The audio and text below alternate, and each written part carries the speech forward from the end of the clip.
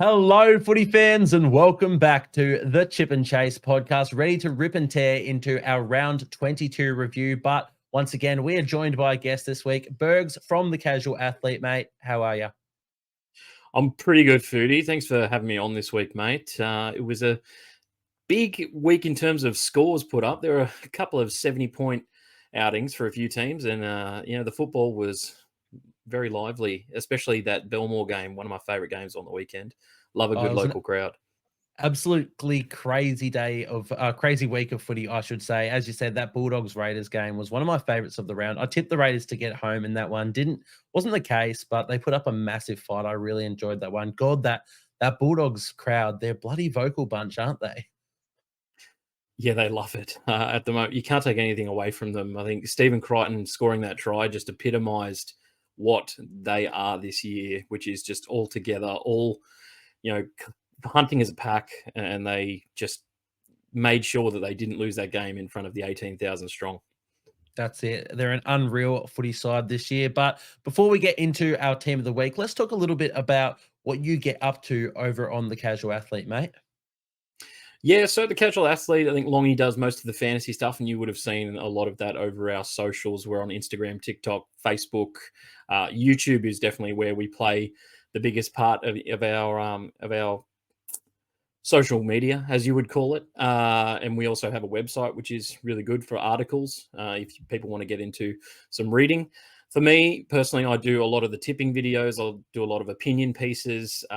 Tipping last year was particularly really good for me. In 2023, I actually finished 17th out of 300,000 people on the NRL tipping app. So, I had a good year last year and trying to back it up again this year. And a lot of the people when you're doing tipping quite well, a lot of people watch your videos because you're helping them out.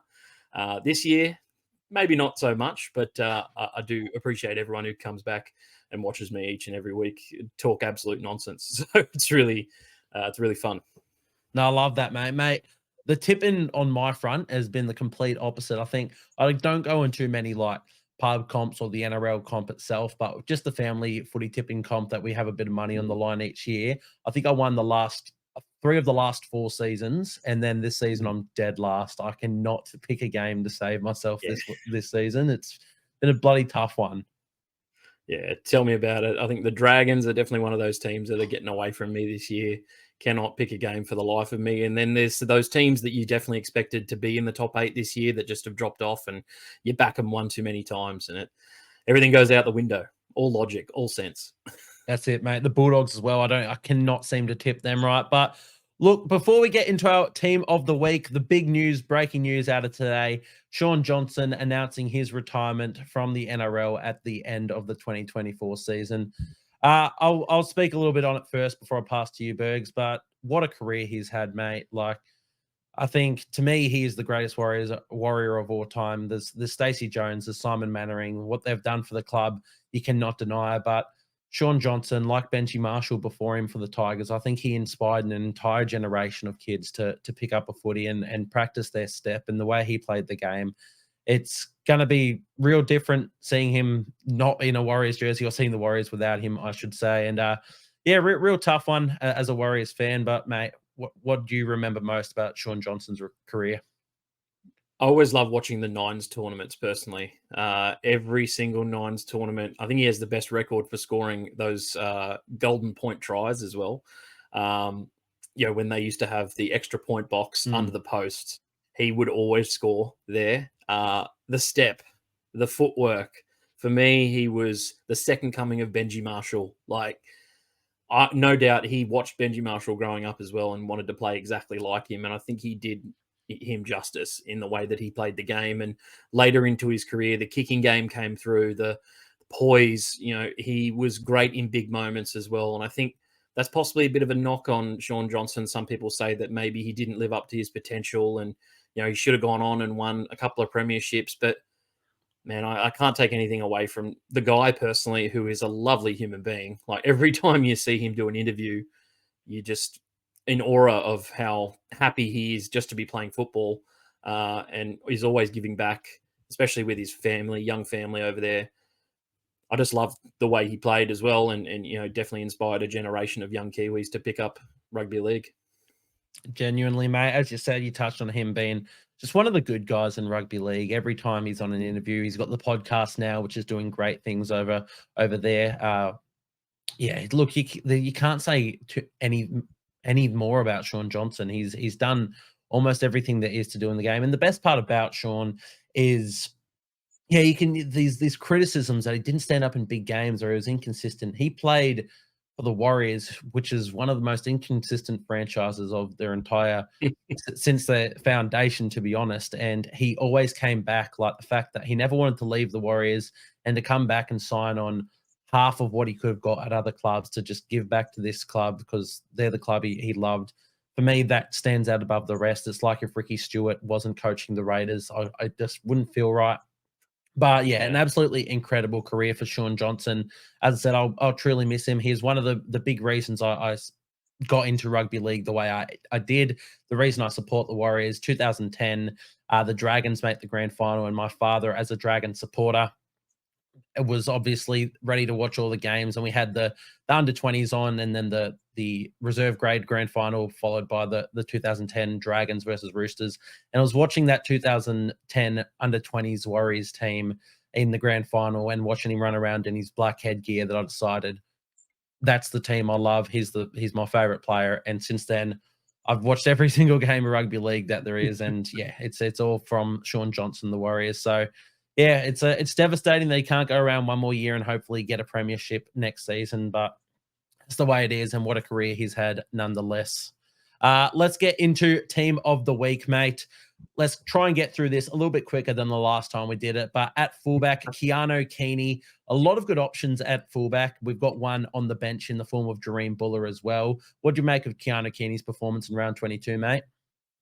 He killed it. I got to say, that 36-point shutout of the Broncos, he was definitely a big part of it. And he spent 7 minutes on the sideline for the first bit of the second half anyway. So he came on, didn't let it disrupt the mood that he's been in over the last 10 rounds or so. It's almost impossible to take that number 1 jersey off him, and provides a real dilemma for the Titans at this point in time.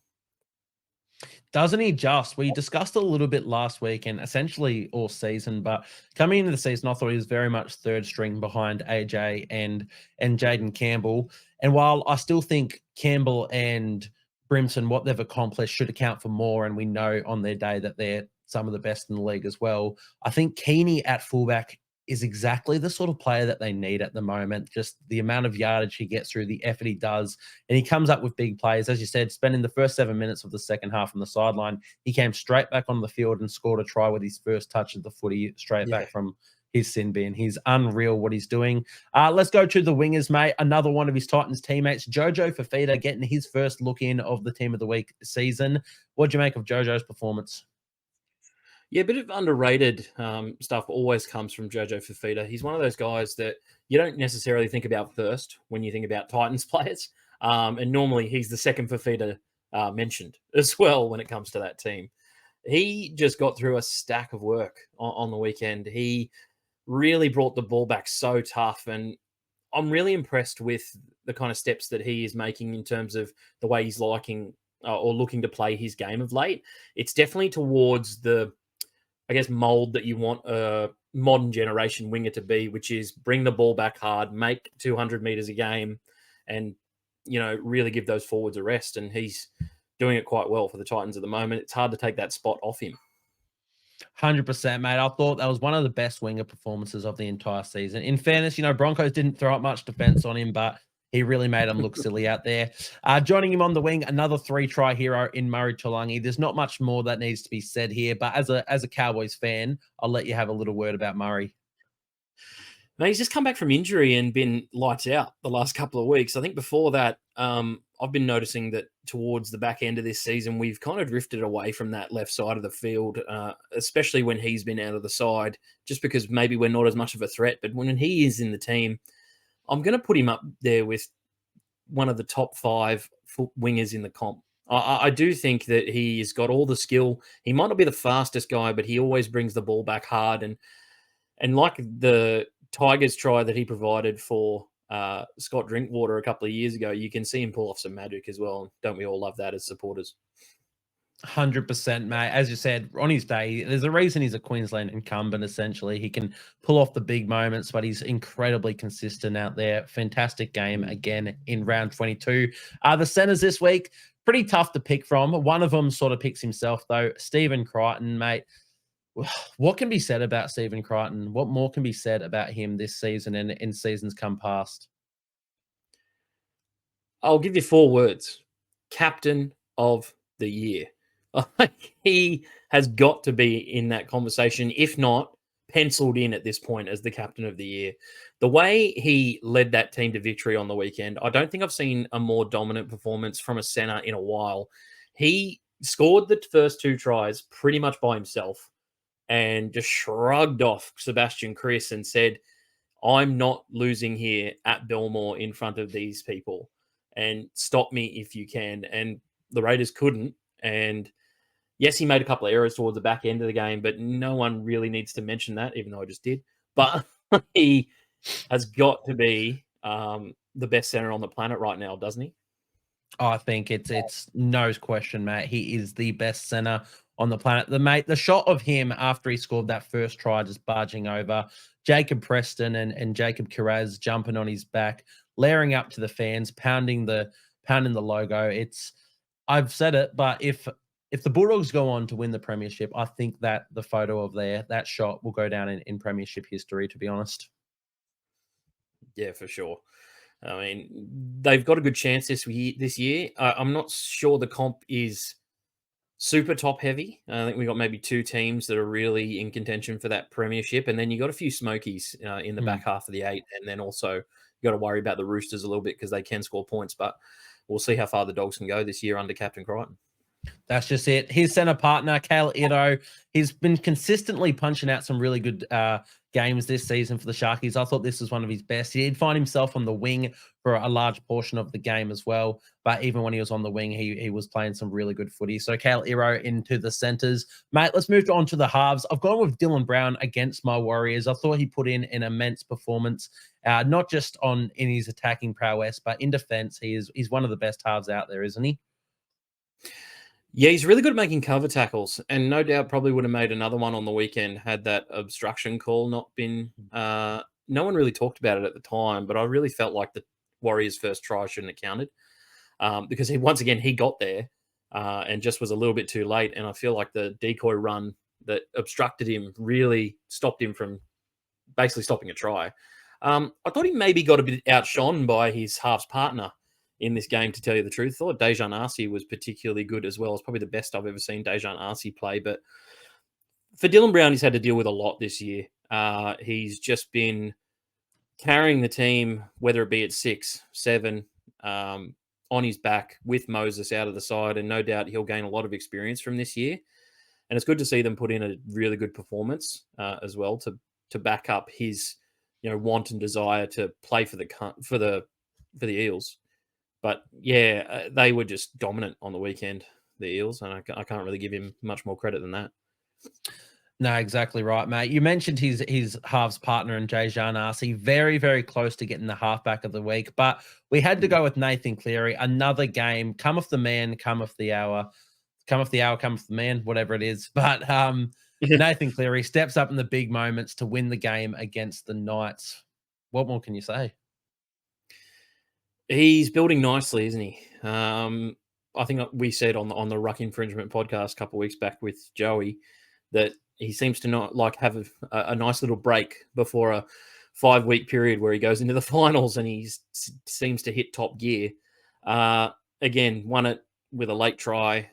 He just steps up in the biggest moments and silences the doubters when he does so. I think all the people who saw New South Wales win Origin this year would say that we don't need Cleary.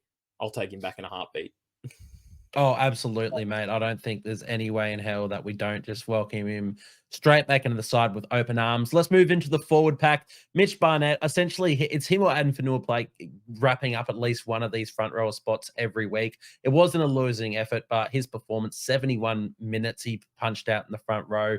170 odd meters, 40 tackles. He's just an absolute weapon, Mitch Barnett. He's partnered by Daniel Saifiti, and I believe what is his first feature into our team of the week this season as well. I think he's had a bit of a quiet season, Daniel Saifiti, but thought he was really good against the Penrith Panthers.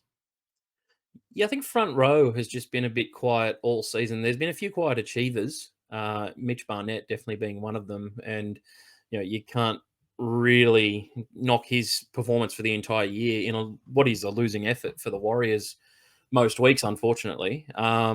He's been outstanding. And Daniel Saifiti, for him to go to Penrith, play against that forward pack and stand up. I know they didn't have James Fisher-Harris, but to score the try the way he did, just rampaging over the defence in the middle of the field, I think says a lot about the way you can beat Penrith this year, and no doubt deserves his position in this team this week. 100%, mate. Now, Harry Grant gets into the hooker position for the second week in a row. 2 tries. I mean, you can't really say too much. When everybody else goes quiet, you expect Harry Grant to just stand up in that hooker position. He is the best hooker in the game. Let's move into the second row, though. Jaden Sewer, 2-try effort. Actually, both of these second rowers scoring a double of tries. Samuela Fainu as well. What'd you make of their performances, mate? I'll go to Samuel Fainu first. He's been one of the finds of the season and possibly one of the Tigers' most underrated players this year. Since they've brought him in to play second row, originally came through the grades as a front rower, he's just really found a home in that second row position. He runs the ball so hard with a ferocity that you want to see from a young player trying to break it into first grade, but he still feels like he has a point to prove. And even though the spot is definitely his for the moment, he still plays like he's on the edge of being put back to reserve grade each and every week. 100%, mate. I think he's been unreal for the Tigers since they moved him out to that edge. I don't see a world where they stop that now. I think that's his position penciled in a season that's been quite tough and a lot of players really struggling to find their best form in positions. Finu was really just, he came in and he's nailed it down. So thought he was really good. Isaiah Yeo, the other man to make our team of the week at lock forward. This is another week in a row for him. There were some really good lock performances, but once again, Isaiah Yeo, he just punches out a 9 out of 10 every single week. Onto our bench. Now, if you don't know, the form of the bench takes place in number 14 being the best outside back who didn't make the starting 13. Number 15 is the best spine player, in my opinion, who didn't make the starting 13. Number 16 is the best forward who didn't make the starting 13. And number 17, my opinion, of the best bench player of the round. So in jersey 14, our best outside back, we went with Valentine Holmes, another one of your men. How'd you rate Valentine this week? Yeah, no doubt. Possibly could have pushed his way into this side. That left side of the Cowboys was lethal on Thursday night at Leichhardt. And yeah, I think Val's had a bit of an up and down season, to be honest, but to see him crack out a really good performance 5 weeks out from the finals definitely gets me excited. No, exactly, mate. Jareem Buller, the next man on the hit list at fullback. As we mentioned, there were so many great fullbacks this week. I thought after round one, after the first game of the week, I had him penciled in, but Keanu Okini knocked him off, but he did find his way onto our bench. Number 16, Beau Fermor. So this was our best forward of the round who didn't make it. I didn't think there were too many outstanding front rowers or lock forwards this week. I think second row was quite a stacked field. Beau Fermor against the Broncos, I thought he was really, really good. Yeah, mate, he is so underrated. I know I've said that about a couple of people here, but for him not to get even a sniff at that Queensland side this year really annoyed me. I know everyone talks about David Fifita being the guy who got left out. I think Beau Fermor has a legitimate case to be a bit upset as to why he didn't get picked anywhere for any game in this State of Origin period, didn't get selected in one squad for them. You look at the motor that he has on him and the stats that he's putting out each and every week for a Titans side that, yes, is struggling this season and no doubt had a terrible start to the year. He's been one of their most consistent guys and has played for Queensland before. Do you think he should have gotten at least a nod to maybe make the squad? I think so, 100%, Matt. He's really warmed into the season coming back from an ACL. Obviously, it takes a little bit longer. Obviously, you're out for so long, then you have to build that confidence and trust in your body as the season progresses. And I think he's done just that, really warming into the season. But from about that midpoint to now, he has been unreal. And I definitely think in at least game 3, he should have snuck into their overall squad, if not the starting 17, especially with some of the names that they did end up picking. I think he's been unreal, Beau Fermor. Number 17, Satili Tupanua. That's our best bench player of the round. Another 2-try performance.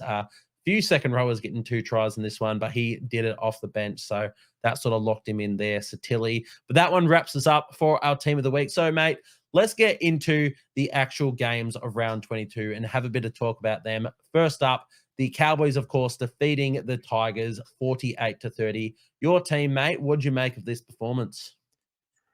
I got to be honest, I was pretty disappointed with this performance. I know we talked about Val and Murray being so good, and they were probably the difference for us in this game with a few extra tries.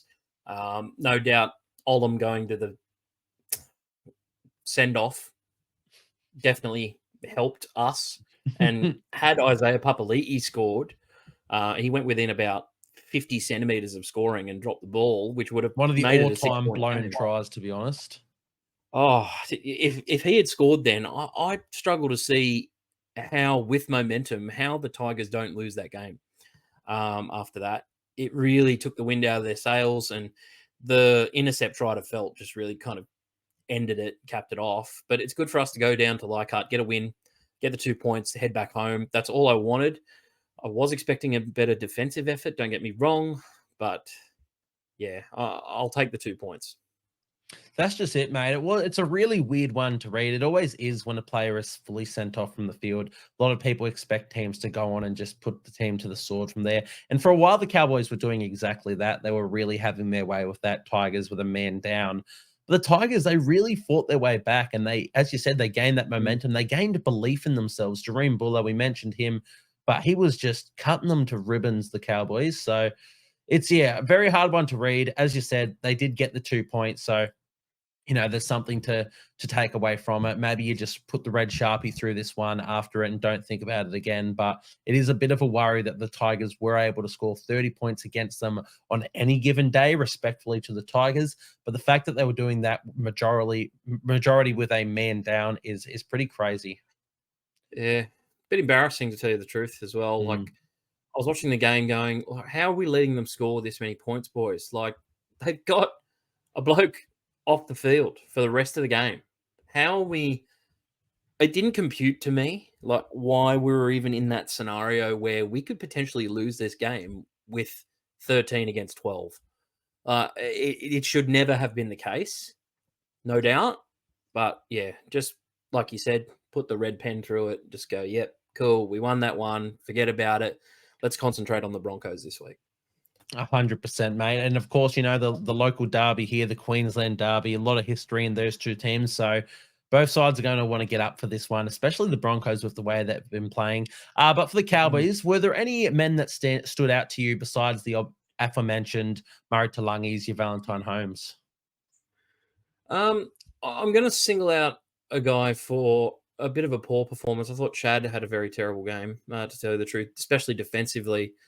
There was, I think it was Jareem Buller's first try where he looked like, tackling technique wise, it looked like an under sixes, under sevens game. He just should be putting in a much better effort than that for a halfback. Leaving at the end of the year, he no doubt wants to put in his best effort for the Cowboys to try and, amp up our premiership hopes. But that was just, to me, so soft. And I think some of the tries the Tigers scored were so soft, like defensively. It's us just falling off very simple tackles. And, they didn't really have to throw much at us to score. 100%, mate. It was one of Chad's worst performances of his career, not just this season. A lot of people have been sort of up in arms about him in recent seasons. I think a lot of the criticisms of him have been fairly, not fair. But, this game, you can't really, there's not much you can say to defend Chad's performance in this one. It was really bad defensive performance. And the big thing was, even in all their attack, he didn't have the biggest hand in all of that too. So maybe you can sit back and go like, okay, well, yeah, he let tries in or whatnot, but he's setting up 6.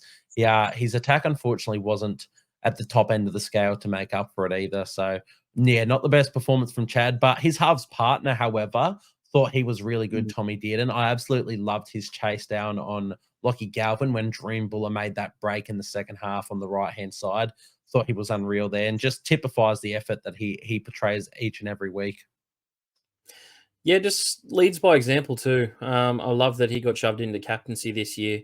Possibly not a decision I would have made at the start of the season, but him coming of age this year is something that I'm really enjoying watching. Just watching a player really fill his potential, fill his shoes. That he was so heavily talked about as a junior, that the unnecessary pressure that was brought upon him, we were told that it was a terrible signing. We'll get nothing out of him as well. And now look at him. He's playing for the Maroons at a high level, was easily Queensland's best player in game 3. It's a game that they lost, but he was their best player. Don't get me twisted about that one. And yeah, just shows a ton of heart each and every week. I love the way he plays. He's turning into my favorite player.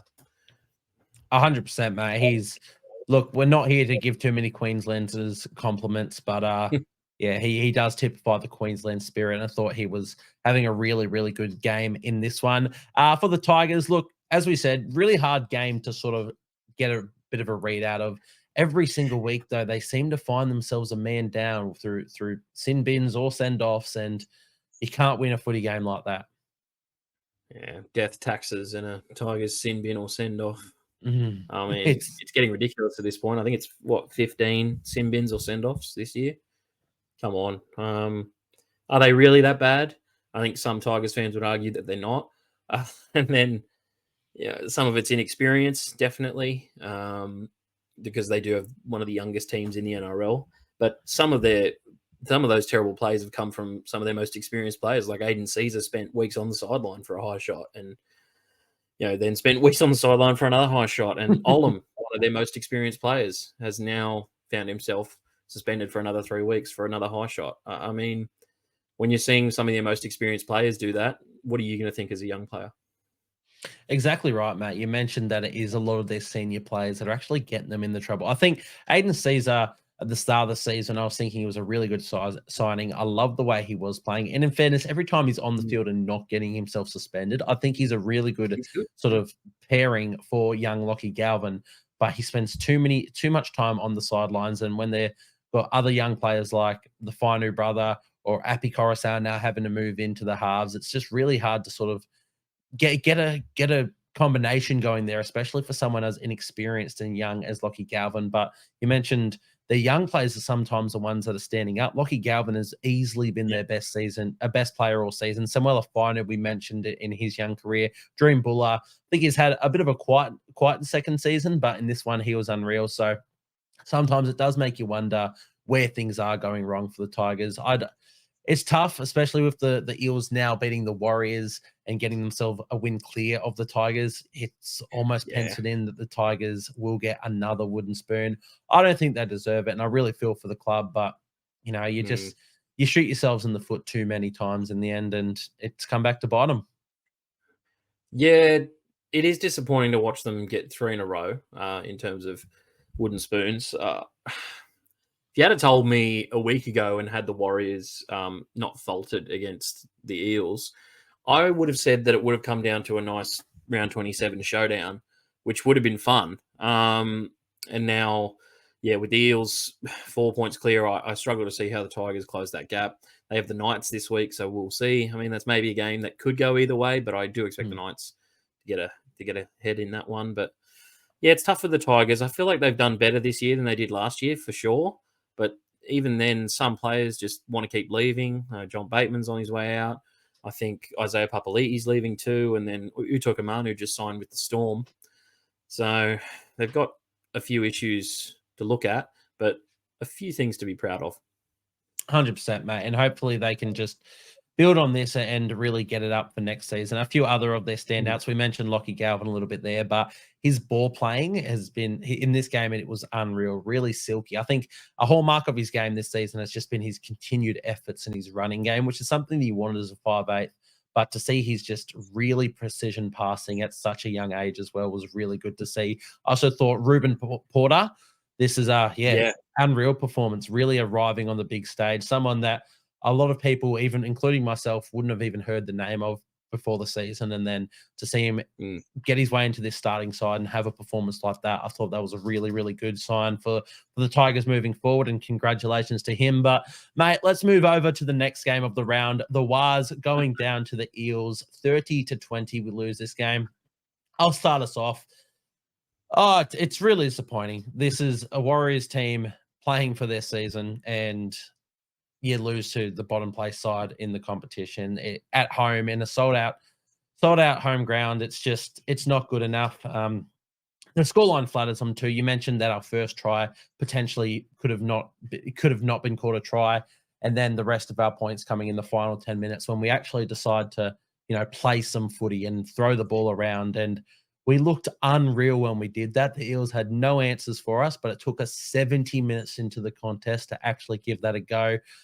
Yeah, I don't know what else to say. That effectively, well, it does. Essentially, we can still make it if we win every game from here on out, but that's not happening. That ends our season, ends our finals hopes, and yeah, it's just a very disappointing day to be a Warriors fan. That one. Yeah, I think unfortunately on my tipping video last week, oh no, it wasn't my tipping video. It was my who's going to make the top 8 video last week on our YouTube channel. I had the Warriors finishing 13th. I just really couldn't see them winning for 5 games to potentially make the 8. And I had them penciled in to win this game, definitely, because it was against the Eels. And someone commented and said, Warriors will finish 7th or 8th. Remind me when it happens. And after the game, I went and commented on that and said, "Is it too early to remind you now?" And they were like, "Well," and they were like, "Burgz, don't hurt me right now. It's a bit too early for that." And I'm like, "Okay, man, I'll let you have your space." Apologies. Really disappointing in terms of everything that you said. Sold out fan base, playing for their season. And I agree with you. They threw absolutely nothing at the Eels for the first 70 minutes. I can't believe I was watching a team down by 14 points who went 1 out for about 7 or 8 sets in a row. It was right until the last tackle too. I think it was weird. They were trying to do what they always do, the Warriors. They were trying to get into an arm wrestle and, grind down Parramatta, kick it into corners and really tighten up on defense and make Parramatta play deep in their own half. But it just wasn't working. They dropped a fair bit of ball in the first half as well. I don't know where the Warriors go from here. I'm a bit unsure as to what's happened with the slide this year. They've got virtually the same team. Do you think maybe some teams have just figured them out? Look, potentially, I think so. I mean, a lot of people putting it down to, Shaun Johnson not being at his best. I don't know if it's necessarily Johnson's doing anything differently to what he's doing last season. I do think that the Warriors have other teams have figured out how to defend against Shaun Johnson and how to defend against the Warriors. And it's a tough one because when it came to the last 10 minutes, as we said, they looked unreal. And there have been performances this year that we've lost close. Well, we should have beat the Storm in Melbourne in round 2 before Xavier Coates scored the greatest try of all time against us to stop us. We scored a few points on the Roosters a few weeks ago as well. Like, they know how to score it, but they just wait way too late in the game. Their defense has not been up to scratch as well. There have been some really, really soft tries. I don't know how they're falling off this bad though. Even if teams do figure you out, they were a gritty side last year. They ground out some close wins. This side, it's just not rubbing their way, to be honest. Yeah, it's not. And I'm really perplexed in the way that, they've reacted to certain scenarios. They go up to, I think it was the Titans game. Oh. There were shades of that in this game. The way they were defending early on against Parramatta. Parramatta nowhere near as lethal as the Titans in attack, but the way Parramatta was scoring tries at ease or scoring points at ease was just really upsetting, considering that the Warriors are the team that have it all to play for. Parramatta are out. They could have turned up and not given a shit in this game, and I wouldn't have looked two ways about it, but they turned up, they cared about winning this game, and that maybe there's an element there of the Warriors thinking it would come to them easy in this one. Maybe, but like, God, at this point of the season, when you are fighting and scrapping for every win to make the top 8, can anyone have that mentality that you think it's going to come to you easy? I was worried about the Warriors this season. I didn't mind losing close ones at the start. I thought we were competitive and competing. But when we had the Anzac Day clash in New Zealand and we put on that unreal experience for the pregame against the Titans, and then we go out and lose the way we did, I'm like, that was the worry. I think then we dropped games against Dragons and Knights, who were struggling at the time as well. A 3-game spell against 3 of the at the time the bottom teams on the ladder was just the beginning of the end for us, and we've got some good ones in between it, but no, it has not been the Warriors season. A lot of things haven't gone our way, but in the end, when you're throwing up performances like this, what can you say? You really, they did not deserve it. It's interesting. You mentioned their game plan. I didn't hate the way that they played their footy for that opening 15 minutes. They really, stuck to their guns. They had that game plan to just get through their sets and kick downfield. But once they got in attacking space, it was crash ball after crash ball. There was their first time attacking the Eels line. We didn't pass it more than once. It was literally one off the ruck the entire set. Johnson kicked to Dallin, and I think it went. I think they caught it in goal and got a 20 meter restart. It's I don't know what to say, but in terms of the Eels as well, like, have to give them a lot of credit for this game. They did turn up, as you said. They could have come in and just already had their bags packed to head back home because their season's over. They've got nothing to play for, and they have excuses as well. A lot of salary cap sitting on their sideline in the form of Mitch Moses and Junior Paolo, Micah Sevo. They have excuses. They weren't expected to win this one. It's over in New Zealand. They had no reason to win it, and they went out and did just that. I thought they were really, really good, and it shows they've still got a lot of attacking football left in them, even without Mitch Moses in the side, mate. They shouldn't be where they are on the ladder. Let's be completely honest. The Eels this year, a bit of a misnomer in terms of you could make excuses for injuries. You could say, it's still grand final hangover. I know they made the grand final 2 years ago, but every team that seems to make the grand final these days against Penrith seems to have a terrible couple of years afterwards. So they've got a lot of things to look forward to. Again, like some other teams that are out of contention. New coach coming in next year, big rebuild on the way. Whether they're going to keep a few players, and they've let a lot of their youth go. I'm a bit worried about that. But yeah, can't knock their effort for this one. I did not pick them, and I don't know anyone who would have as well. And yeah, they just turned up in Auckland with the right attitude, and it got him home, to tell you the truth. And Dejan Arce was unbelievable.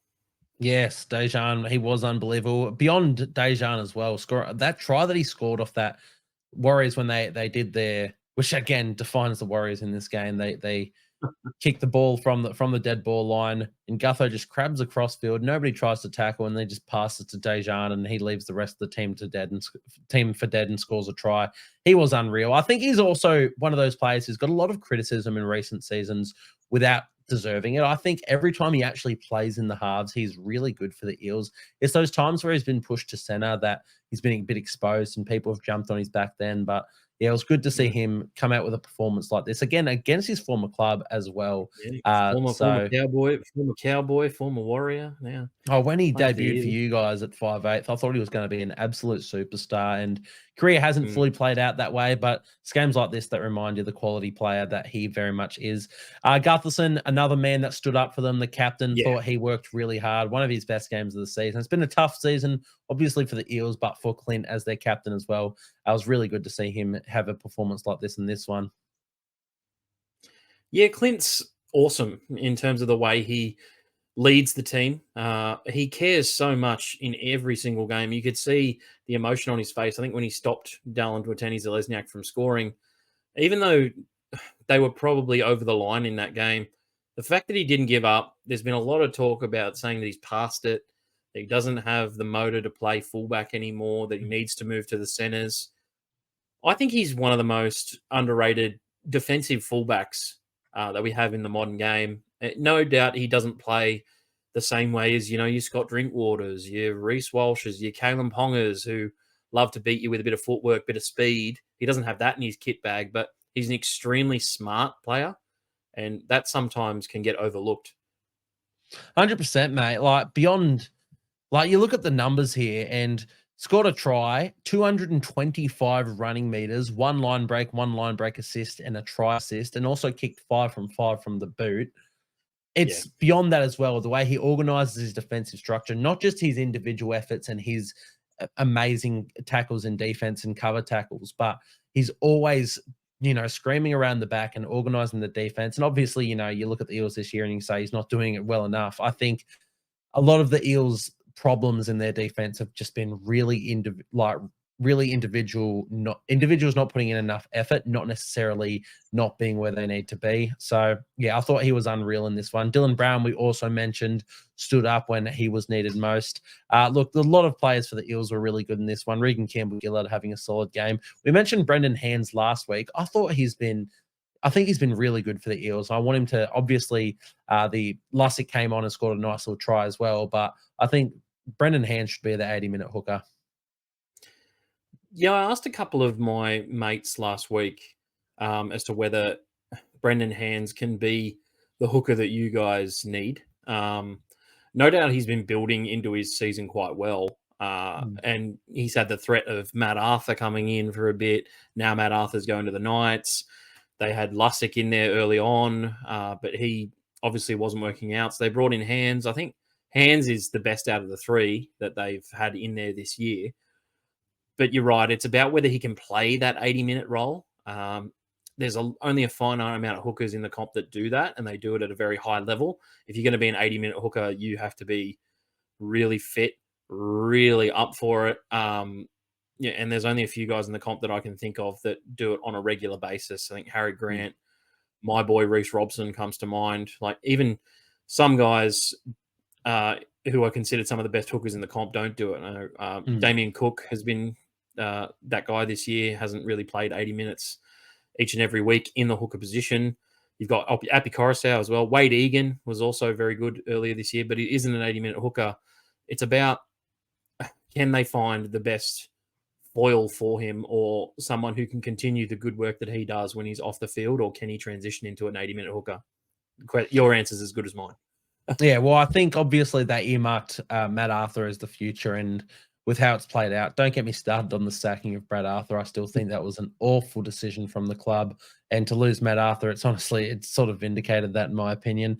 But yeah, I don't know where they go with that hooker position. I think, to me, I'd be playing Brendan Hands for 80, or at least have not necessarily a hooker on the bench, but a utility who can cover there for 10, 15 minutes if you have to. But I think they really need a utility on their bench instead of just a 4-forward bench that they have been running. Look, I know there's a lot of problems at the Eels, but let's be honest, how they played in this one, let's focus on that for now. And they were unreal. Some standout players for the Warriors before we move on. Chance Nickel-Klukstad. I am so sick of the fullback conversations at the Warriors. Now, I know Roger, when he plays there, has been good.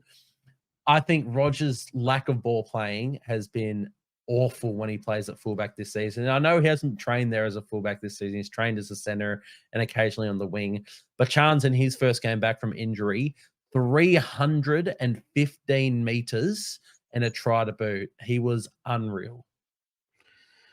He's so good in the way that he carries the football back, and it was really touch and go for when he was had that horrible neck injury, and he was coming back in, and the Warriors signed him up after being really good at the Raiders. I think the Raiders kind of cut him loose, and you thought, well, he just made a grand final with the Raiders. Like, what's wrong with him?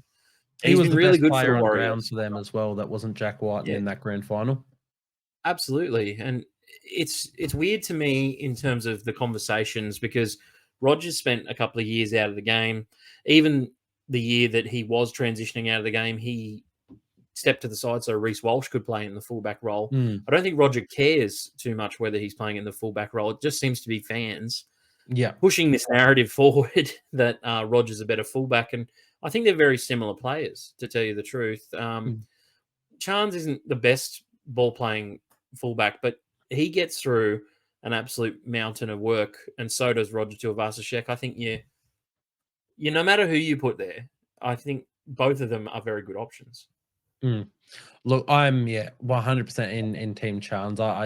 I love what he does there. And the thing with Roger, what you can get out of him and maximize his running game is when you put him on the wing as well, which they did in this one. He scored a try, which, as you said, may have been called back in other games, but wasn't in this one. I like how they structure their backline at the moment. Ali Leatawa, I think he's an absolute star of the future in the centers. Moala Graham Taufa had a few too many errors in this one and a few really bad missed tackles, but he's a young fella and in attack he was quite good. Lots of good Mm. runs from him, and he'll learn from it. Still very young into his career. Dallin Watene-Zelezniak was good again. Love his carries out of his own half. And Sean Johnson in that last 10 minutes, I thought he was really good for them as well. He came up with all of their sort of try assists and big plays when they were actually decided to play a bit of footy. But Yeah. look, was there anyone else in there that sort of stood out to you, mate? No, I think you hit the nail on the head in terms of who was good, who was bad, and hopefully the Warriors can bounce back this week. 100%. And look, after the news of Sean Johnson announcing his retirement, I have penciled myself into a ticket to that Sharks game in round 26 to see him off. Nice. Hopefully, we can finish strong and at least just give him the send off he deserves for the rest of the season. We're not making 8, but let's send Sean Johnson out on a high regardless. Mate, Yeah, he deserves let's it. move into the Dolphins and the Roosters. As you guys can see up on screen, 40-34, another 70-point scoring game in this one. You mentioned there was a few knocking about. What a bizarre game this was. Yeah, a couple of the scorelines this week were just genuinely outrageous. This one lived up to the hype as well. The Dolphins are now out of the 8 as a result of this Mm. game, with Melbourne going down to the Dragons, which we'll speak about in a little bit. But I thought they gave it everything they had in this game. But the Roosters just seem to be that team this year where, oh, you're going to score 34 points? Well, we'll score 40 points. Like, their defense is terrible, the Roosters, but their attack, it is by far and away the best in the competition this year. Oh, isn't it just? It is a real concern though. This leaking of points that they're doing is very, very worrying. It's considering they're doing it on a consistent basis, or at least they'll get to a heavy lead and then they seemingly just, put the cue in the rack. They're Yeah, like, they righto, that'll do. let the other team. Yeah, let's let the other team back into the game for a bit. We're bored. Like, I don't know. Like, it's Yeah. bizarre to me the way the Roosters are playing this year. It doesn't fit the script of recent years, and I think if Mm. they come up against a team that can actually defend, then they're going to be in a bit of trouble. 100%, mate. I think, I don't know if they're just doing it for the fans and trying to give us a bit of excitement and let other teams get back in the game, make it a close one. But it is sort of Mm. worrying, and they definitely need to test themselves against the real tippity top of the opposition. We saw them against the Storm a few weeks ago. I don't think they were awful that week, but you sure saw Still the didn't score class that many points. difference. No, Mm. exactly. And that's what they're relying on is they can score so many points. And if you can't score against the Storm and you're leaking this sort of much in defense, it's a Mm. worrying sort of time for the Roosters, but they did get the win nonetheless. As you said, this pushes the Dolphins out of the top 8 for the time being. Look, what do you take away from the game, though? Is this another one that let's start with the Dolphins. What do the Dolphins take away from this game? I think they'll be thinking why, or need to have a review on why they've lost 2 out of their last 9 games. They've Mm, only won 2, sorry, out of their last 9 games. And this late season fade from them is happening again. Last year, probably not to the same degree. Like, they were in and around a bit of question marks to the top 8. This time they were firmly in the top 8 a few weeks ago, and it's kind of slipping through their fingers faster than a knife through butter at this point in time. mm, They need to get back to playing the kind of football that they were playing towards the start of the season when Isaiah Katoa was really controlling games with his kicking game. I think he got shut out in this one a little bit. I think there definitely are ways that you can disrupt a sophomore halfback, and no doubt teams are exploiting that a little bit. In defense as well, I mean, they conceded 40 points, so they got to figure out a way to be a bit better defensively if they're going to make it a stir in this top 8. But yeah, I think for them, they've just got to go back to the drawing board, and Wayne's got to come up with a little bit of a solution that'll work for them for this next 5-week period, because it's absolutely crucial for them. 100%, mate. Look, I think a big reason that they came in this season on such a high is, how successful they were in their first season. That the riding high off that was great. They also had a bit of a softer draw to start the season. It's really sort of got tougher as the season progressed, and it's a tough run home for them. But they are a quality footy side. They're not just that side that's making up the numbers like maybe you could say that they were last year.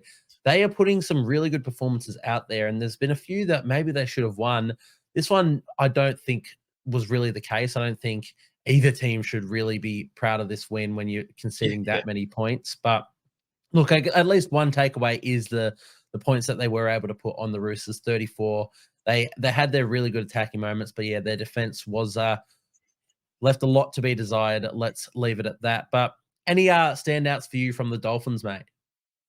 I think Max Plath, man, he is just turning into one of the cult heroes up there, and Oh, he's could unreal. be a smoky, could be a smoky for the Maroons next year if he plays his cards right. I think we were talking about Brendan Hands before needing, maybe a utility player. He's that kind of guy who can play any position that you ask him to. He is listed, I know, in fantasy as a halfback. Hasn't played there all season.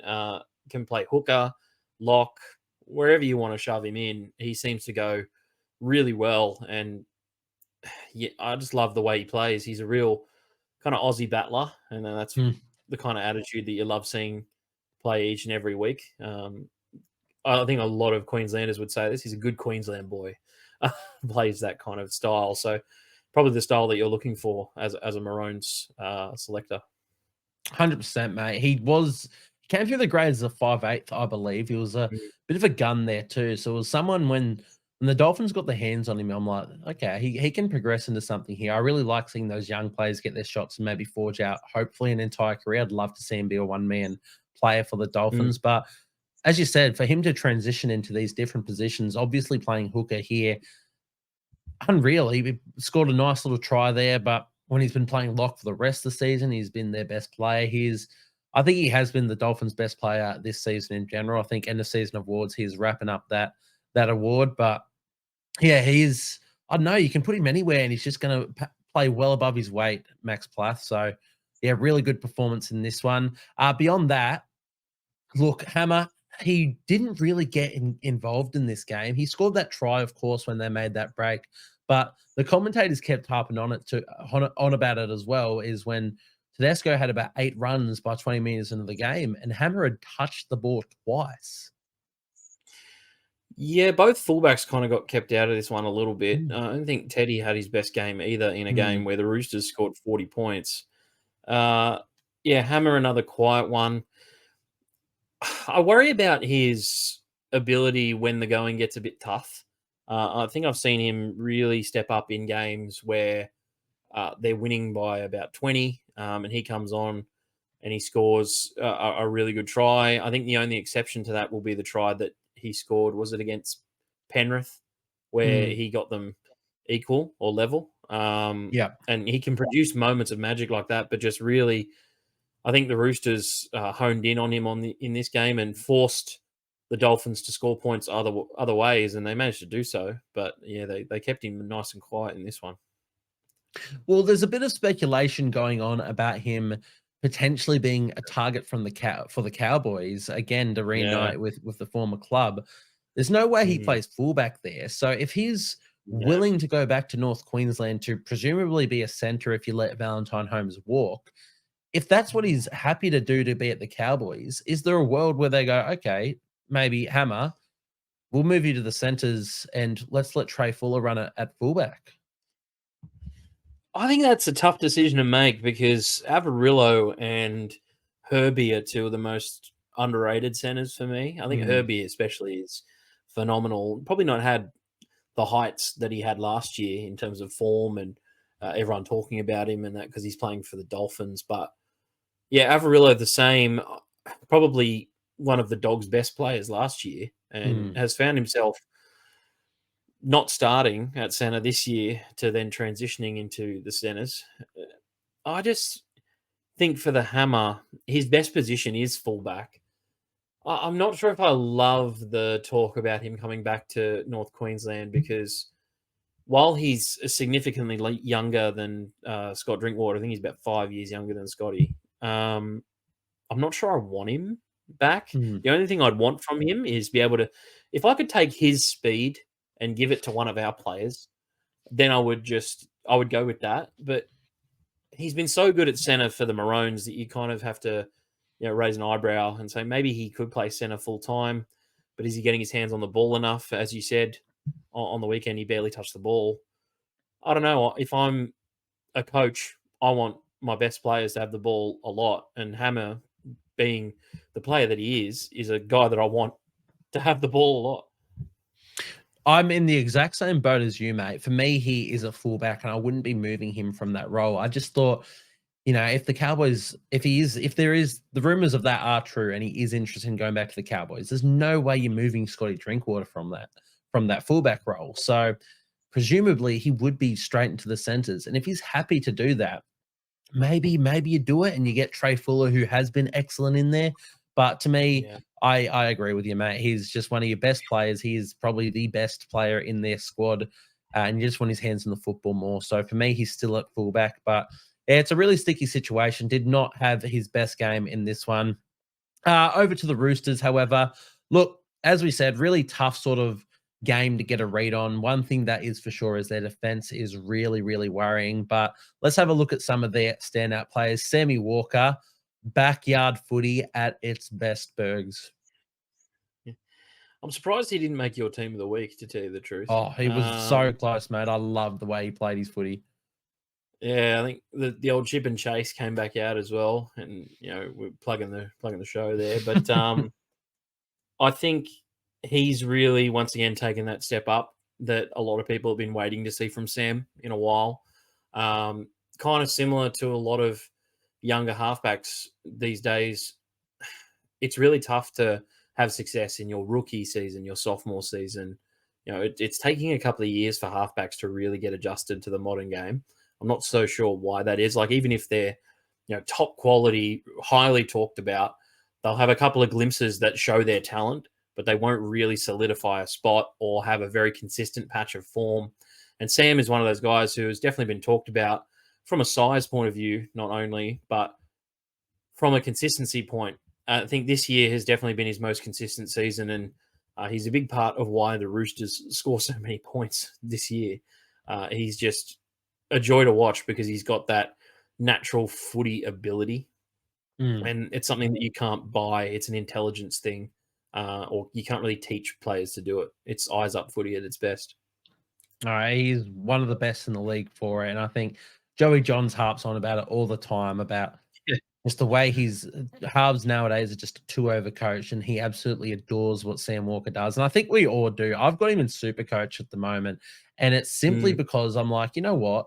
He's pumping out some good scores. And of course, this game was one of those. We're getting a nice little ton in super coach, but he's so fun to watch. He's just, even if you're not a Rooster supporter, you got to watch their games and just marvel at the way he plays his footy, Sam Walker. I think he's unreal, and he's got a massive career ahead of him. You mentioned him, it's really hard for halves to step up from their first year. If they have an unreal first season, their sophomore season can sometimes be a little bit less. Nathan Cleary was the same. I thought 2016 in his rookie season, he was unreal. And then he wasn't bad by any stretch of the imagination in his couple seasons following that, but really didn't hit those heights. And we thought he was just going to be a really good, solid half for the rest of his career. But obviously he's progressed on beyond that. So for Sam Walker, the criticisms about him and his, last season, yeah, I think this season he's really sort of showing the player he can be.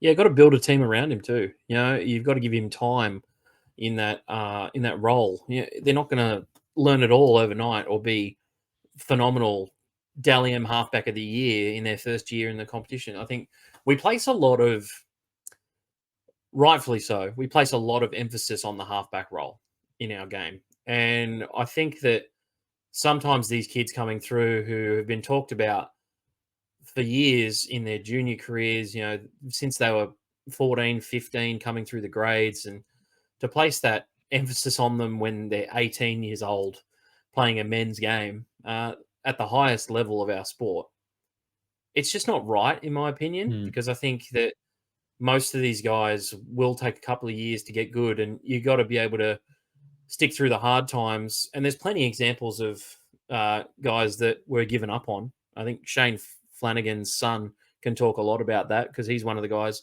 who the Roosters gave up on, and he's Mhm. trying to find a home now at the Dragons, and he was heavily talked about as well. One of those guys who came through. That's just a quick example that comes to my head, but for Sam, you always saw the talent, and I think that's why the Roosters have stuck with him because they don't tend to stick with you if you're not, a guaranteed prospect. 100%, mate. For the Roosters, beyond that, I thought Daniel Tupou had a good game, but gosh, that miss between him and Joseph Suoli'i on your man, the center, who's Jake Averillo, that was tough to Embarrassing. watch. That's just embarrassing. Remind me again why we picked Tuali'i in the centres for Origin 1. Can you Look, even beyond what he did in Origin and to miss his chances from then on, I hated the pick. I really didn't think he had done enough to deserve to be picked in Origin there. Yeah, he's just not the best centre option that we had in New South Wales, and he's a better winger than a centre. So why is he playing in the centres? It just didn't make sense to me. I thought that while they were not phenomenal on the defensive end, the Roosters, the only thing that you can really look at is their attack to go off in this game, and those two always come to the floor. And I just think that, that's what you have him in the team for. You don't pick him for defense, unfortunately. No, true. Yeah, true. I think, you'd still expect a little bit more out of Daniel Tupou and his experience and consistency over the course of his career. But yeah, it was a really bad miss. Beyond that, for the Roosters, I thought Connor Watson had a really good game. One of his better games in the last couple of weeks, Connor Watson. Thought Nat Butcher and Terrell May were really good off the bench. Terrell getting more minutes, of course, with Lindsay Collins going down with that HIA. He's proved all season, Terrell May, that when he gets those minutes, he's one of their best players. Their forward pack's unreal. You couldn't pay, funnily enough, for a better forward pack. I think Spencer coming in this year has been phenomenal. Lindsay Collins is a great player. Terrell May has just been a revelation off the bench. Whether he gets a shout for New South Wales next year, I wouldn't be totally against it. He's such a mammoth of a human being that I think it'd be scary to try and tackle the bloke. But yeah, I do worry about their mobility because they are such big boys. I worry about their motor in terms of cardio sometimes later into games because it seems like the Roosters are a real fast start team. Like they get out to a really quick start, and they did in this one. They got up 18-0. And then it slowly started to turn the tide. They got a little bit fatigued in the forward pack. Dolphins started to find a few holes, and that is down to the fitness and the desire of your forward pack to make those tackles. And I do worry about that for the Roosters. 100%, mate. It's certainly something that they're going to need to keep an eye on and keep working on. It's really weird because of how many gun front rowers they have. You'd think they can just after 20 minutes when your front rowers start getting tired, throw the next one on, and you won't have that issue of people picking you apart when you're not as laterally quick and you're getting a bit blowy. But somehow, teams are still picking them apart. But honestly, look, let's move on to the next game of the round. We spent a little bit too long on that game. Roosters, I still think they're firming for a good finals run. And I think when finals come, they will sort themselves out, as they sort of did last year. They were really poor last year and then found themselves later in the season. I hope they can continue to do that. They have the quality to do that. It'd be almost devastating if a team with their quality doesn't make a deep run into finals. But one of those teams with the quality of squad that will not be making a deep run into the finals is the Broncos, who went down 46-18 this week. What is going on at the Broncos, Burgz? Well, they were up 18-10 at halftime in this game. That's the most ridiculous part of this. And I think we said earlier that for 7 minutes of the second half, the first 7 minutes of the second half, Keanu Kinney was off the field in the sin bin. So you think maybe that the Broncos would, churn out a couple of tries, maybe try and get out to an even bigger lead. but they almost played within themselves Mm. during that period and allowed the Titans to really dominate field position. Just gave them back a lot of ball. The big thing about the Broncos this year is that they're actually last in the league for completing sets. That's something that I think really needs to be looked at. I don't know how, at any level, let alone first grade, you can be so bad at handling the ball. They weren't great at it last year. Like, let's be honest, they made a lot of handling errors, but that was through a lot of their expansive play. The way they Reece Walsh and some of their younger players love to throw caution to the wind and play with freedom to be able to do what they want.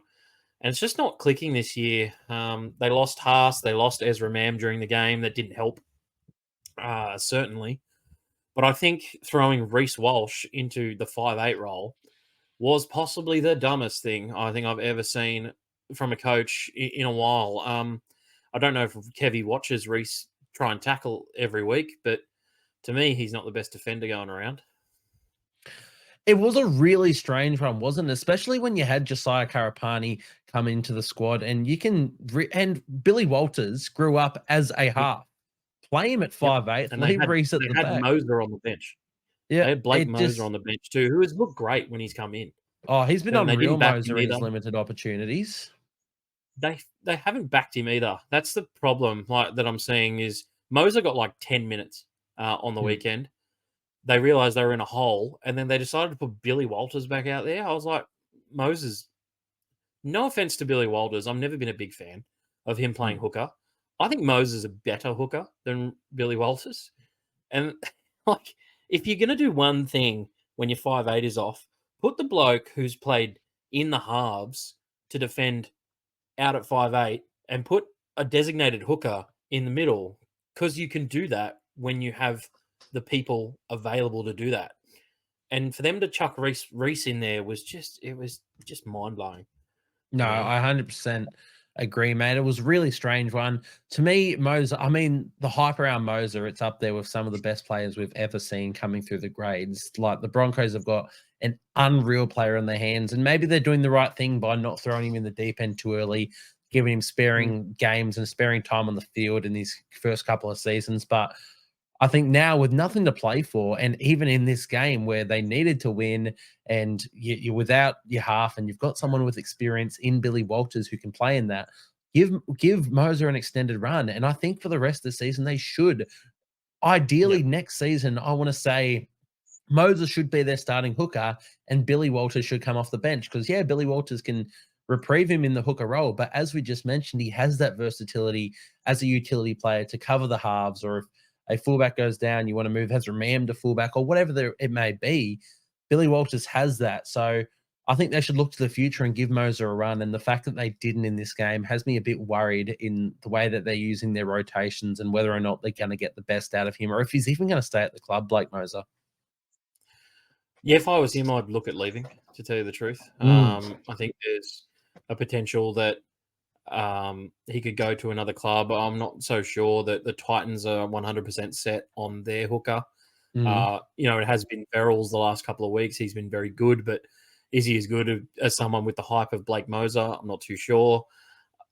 I just really feel like their attitude has let them down the most, the Broncos, this year. I think that they almost look like they came into this season thinking that they were just going to get there again by playing the exact same kind of footy. Then Adam Reynolds goes down very early in the season. A lot of their structure gets thrown off. They have to find other ways to win. A few injuries in there, yes. But I think you've got to adapt to the way that some teams will come out and play differently each season. You've got to be paying attention to your opposition. And to me, they didn't do that with the Titans in this game. They took it for granted. They got out to a nice lead and thought, again, we'll get over the top of them here. We'll get a win. And by the end of it, they couldn't stop the Titans from scoring points. The only thing that stopped the Titans was the clock. No, 100%, mate. You're damn right. And it's really worrying, because they did come out in this game, and their first two tries weren't just, run-of-the-mill tries. It was their expansive footy. Reece Walsh just doing whatever the hell his shortcomings in defense. He he makes up for them in attack. He's unreal and scored 2 quick fire, unreal tries, solo efforts where only Reece Walsh can score them. And then I thought in the second half where the Broncos didn't score a point, he still came up with a few opportunities. He put I believe it was Corey Oates away down the left-hand wing, and any winger faster than Corey Oates scores that try. Unfortunately, the old legs of Corey Oates, he just doesn't have that pace that he used to have, and he got run down. He also put Dean Mariner through the easiest hole I've ever seen, and Mariner just dropped the ball. Like, he saw Reece Walsh blowing up, and whether or not he has the credibility to be blowing up at such a young age, when he's putting these sort of plays on for your team and you're letting him down, you got to give him it. The problem that I have with that whole argument there is that it's completely forgotten by the scoreline, right? Like, the fact that Reece was so good for a certain period of the game or had certain plays where he looked great, like, oh yeah, and now I remember, now that you mention it, like, but before that I'm thinking they lost 46-18. It's not the entire story. And you can point out that Reece was good in patches of the game. He still has a couple of errors in his game. He always is going to, by the way he plays. But I just think, he wasn't backed up by a full team performance once again. And no doubt they've got a few more issues than making the top 8 at this point in time. 100%, mate. And look, the Payne Haas and Ezra Mam injuries, they're not ideal, but they're not at all an excuse for losing 46-18 and not scoring a single point in that second half. There was, really worrying signs. And this is a team with Paddy Carrigan and Adam Reynolds and Reece Walsh still out there. How are you not scoring points, or how are you even conceding 46 points? You're telling me a team with Patrick Carrigan in the middle is letting a team score 46 points on them? It blows me away. And for them to be up, 12-0 or something in the first, they were up 12-0 in 15 minutes and then just let it go. So I'm really, as you said, the issues run deeper than their performances as well. There's obviously a lot of stuff behind the scenes. And I think that was, some people, they go out and say that as soon as stuff is being leaked from the club in the beginning of the season, if there's rumblings around some just bad stuff going on, you're in for a tough year. The best clubs don't let that stuff happen. It doesn't matter if you come from first on the ladder or a grand final, as the Broncos did. As soon as the stuff that was happening in the off season was getting out there, it just really put them in for a tough year. With the Patrick Carrigan and Adam Reynolds fight at the beginning of the year, it's just, that's the sort of stuff that you don't have at the best clubs. And it's really worrying signs for the Broncos for sure. Obviously, this loss effectively ruins their top 8 chances. I think, again, mathematically they're a chance, but I don't see a world where they can do it after games like this. And they don't deserve it. They really don't deserve it. But the Titans, let's move on to them. What a performance from them, and what a back end of the season that they're having. Yeah, tipped them quite confidently in this one. Didn't really see a world where the Broncos would win this game. I even thought that David Fafita was pretty quiet in this one as well, and managed to still score 46 points. And we spoke about it a little bit earlier, but that Jaden Campbell, I was reading that he's really loving his position at 5'8" at the moment. He's finding that making a few tackles in the front line really gets him involved in the game and encourages him to go after it. And I love that attitude. Love to hear that from him. Especially from a guy that is so good at fullback. They got three of maybe the top 10 fullbacks in the comp at the moment, playing on 100%. The one team, which is ridiculous. No AJ again. They haven't had Tino all year. They've put in some really good performances and can still make the 8 as well. And in this one, it looks like they're going to be finishing above the Broncos, and the Broncos could be looking at a scenario where they're finishing once again as the bottom place Queensland team after making the grand final last year. So well done to the Titans. They were phenomenal. 100%, mate. I think that is a very real scenario at the moment. I do think that the Broncos, they will finish as the bottom placed Queensland side. The one thing that they have for them is they do have some quote unquote easier games coming up in their draw, but with the way that they're playing footy, and in the NRL in general, there's no easy game. And the way that they're playing, maybe those ones that they were tipped to win at the start of the season, not so much anymore. So the Titans, with performances like this, it's really encouraging to see. I Wasn't really a fan of their Justin Holbrook firing last year. I thought he was doing really good things with the Titans, but when you get a chance to get Desi Hasler in, I guess you take those. And I don't know, I was in support of Holbrook, especially when the Titans were losing at the beginning of the season. I was like, look, it sort of makes me feel a bit better about Holbrook, and I'm sure he's feeling a bit better. But Desi Hasler has finally instilled the Desi Hasler play style into the Titans, and they've progressed really well into the season. Some of their standouts in this one. You mentioned David Fafita having a quiet game. A quiet game from David Fafita now is 19 runs, 172 meters, 6 tackle breaks, and 20 tackles with 0 missed. And that is unreal. That is exactly what we want to see from David Fafita. We know he's got those highlight reel plays and he can put it on whenever he wants, but getting through the tough stuff, the 20 tackles, 0 miss is, well, there's no ineffective tackles in there as well. That is 100% tackle efficiency, getting close to 200 meters in a game. I love that sort of stuff. His second row partner we mentioned as well, Beau Fermor. God, he's playing such a good brand of footy. 41 tackles as well, as well as his great little try and his 120 odd meters as well. The Titans, as you said, they're doing this without Tino. They're doing this without AJ. Doing it without Jamin Jolliffe as well, who I thought was a massive part of their early parts of the season. And again, their front rowers didn't have, the most outrageous of games. Aaron Clark, 124 meters, Moeki Fotuaika, 94 meters, but the rest of their team, they find a way and they can score points. Yeah, their middle rotation, I know the edges are Fermor and Fafita, two guys that are, Queensland origin level standard, but most of their middles are relatively unknown guys to a lot of people. The Khalees Haases of the world, the Lavaha Pulu has been coming on and being really good for them. I think they've had some guys like, as you said, Jamin Jolliffe this year, absolute nobody last year, and he's come on and been a really big part of their season. And any games that they've won, they've now won 3 games in a row, the Titans. Yeah. They're surging quite nicely. They did go on a 3-game stretch a little while ago. They got ended, but I don't know. I feel like if they had those players in that we talked about, AJ and Tino, then they'd easily be in the conversation for top 8. I thought my predictions for the beginning of the season, they'd be right around that 8th and 9th position with a fit and healthy squad.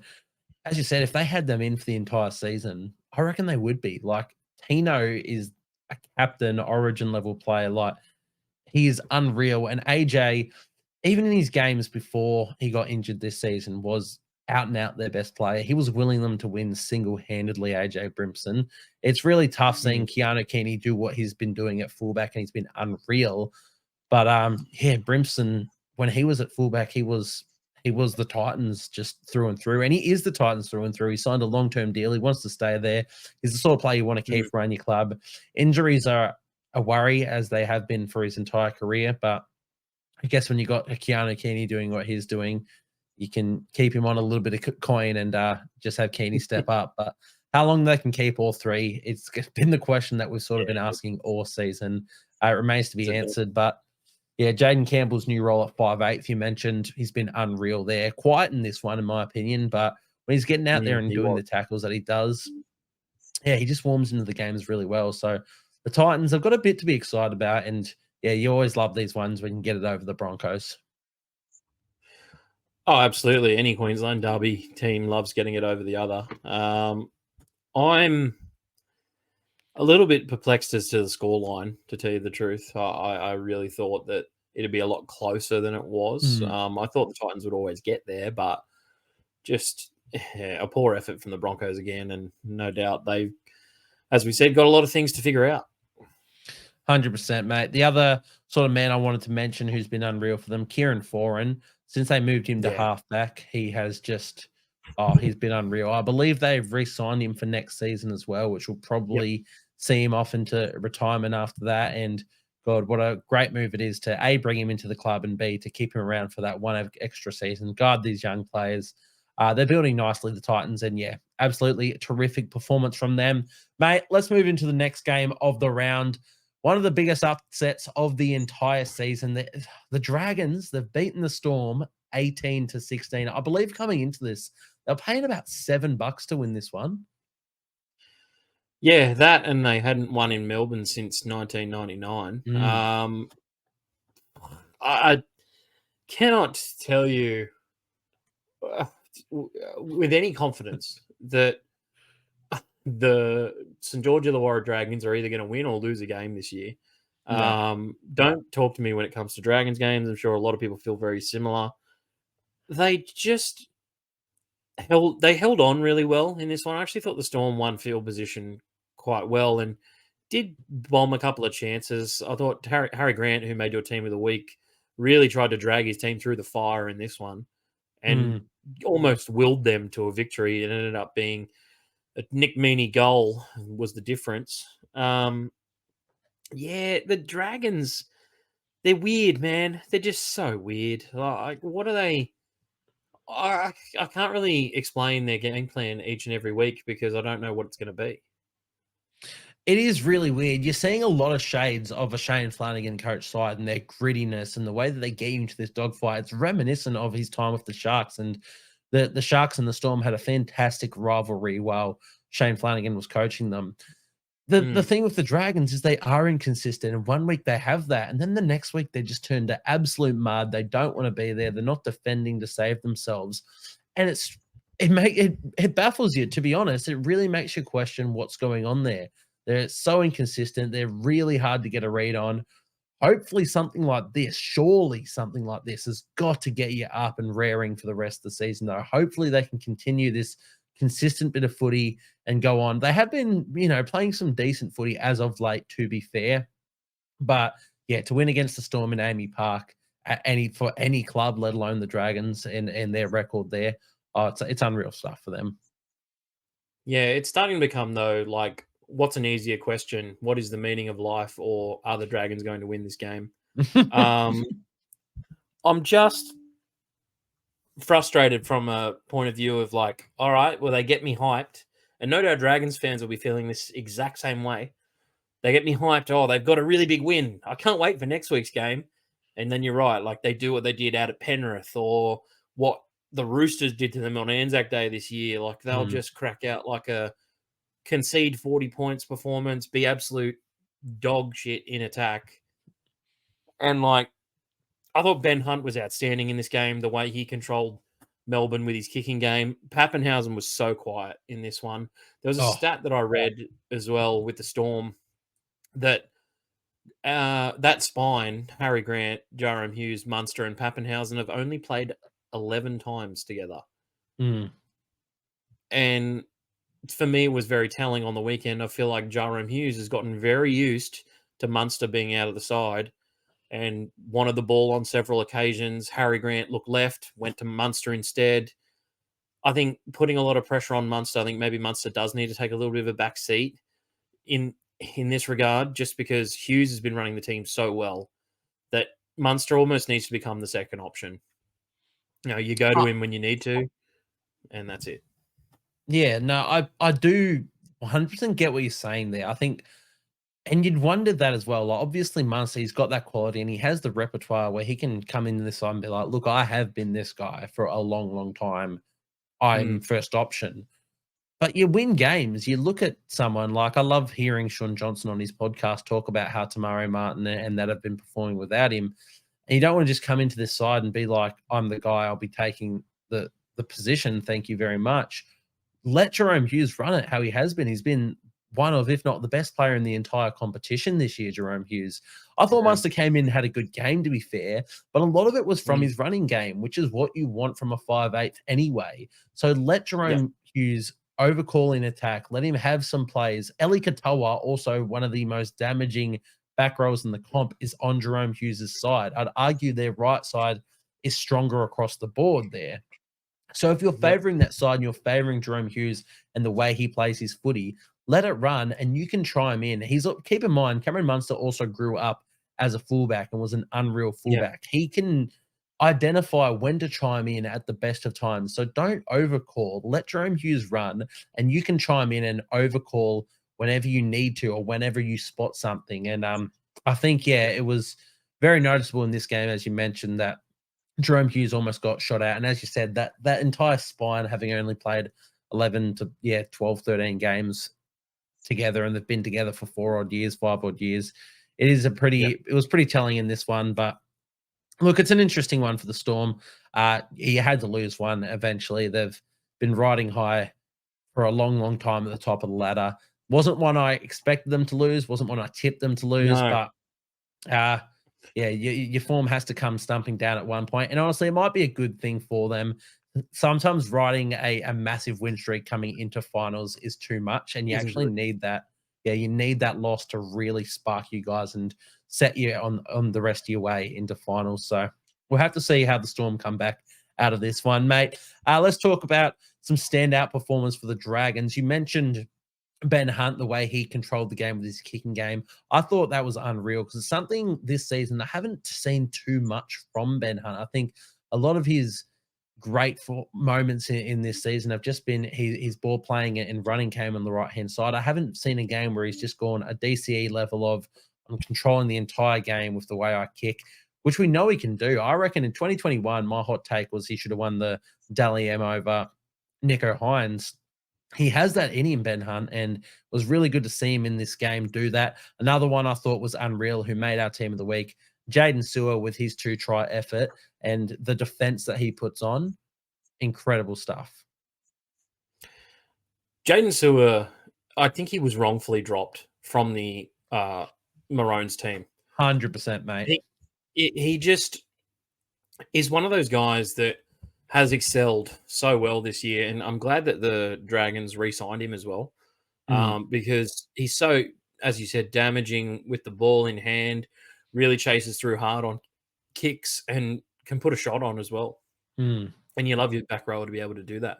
100%. The matchups were very good in this game. I think Sean Blaw's been very good this year, but arguably the fourth best second rower on the field. I thought like Luciano Leilua also had a pretty decent game. And I think Faitala Mariner going back to the bench, he didn't have the best start when he came on. I think he dropped the ball, but I really like their rotation that they're using there. I think the Dragons forward pack is super underrated this year. They got a few really nice pieces in there that just work hard. And just really grinded this one to a victory. And I really didn't think that they would. I thought the Storm would once again pull off another miracle like they did last year, but it wasn't to be. Mate, you mentioned their forward pack being really underrated. I 100% agree with you. I think a lot of people, looked at them this season, coming into the season, said they just didn't have it. And looking back, I don't know what we were sort of thinking, saying that they really didn't have it. Maybe, in the halves and Kyle Flanagan coming into 5'8" or whatnot, or Tyrell Sloan, who hadn't had his best performances in the last couple of seasons. But Tyrell Sloan on his day is a bit of a gun.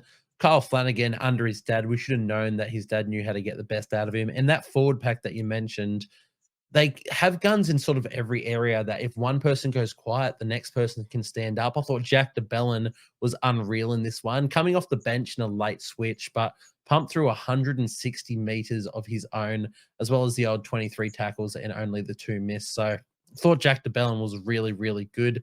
Their forward pack, they stand up. Tommy Eisenhuth in defense, in the middle is great. He has had a few shockers when he's been moved back to the second row and just couldn't tackle to save himself, but he gets through a lot of defense when he's at lock forward. So what a win for the Dragons. You really cannot overstate how massive this is for their season. To get them into the top 8 and to do it against the Melbourne Storm and Amy Park is just, I mean, what can you say, really?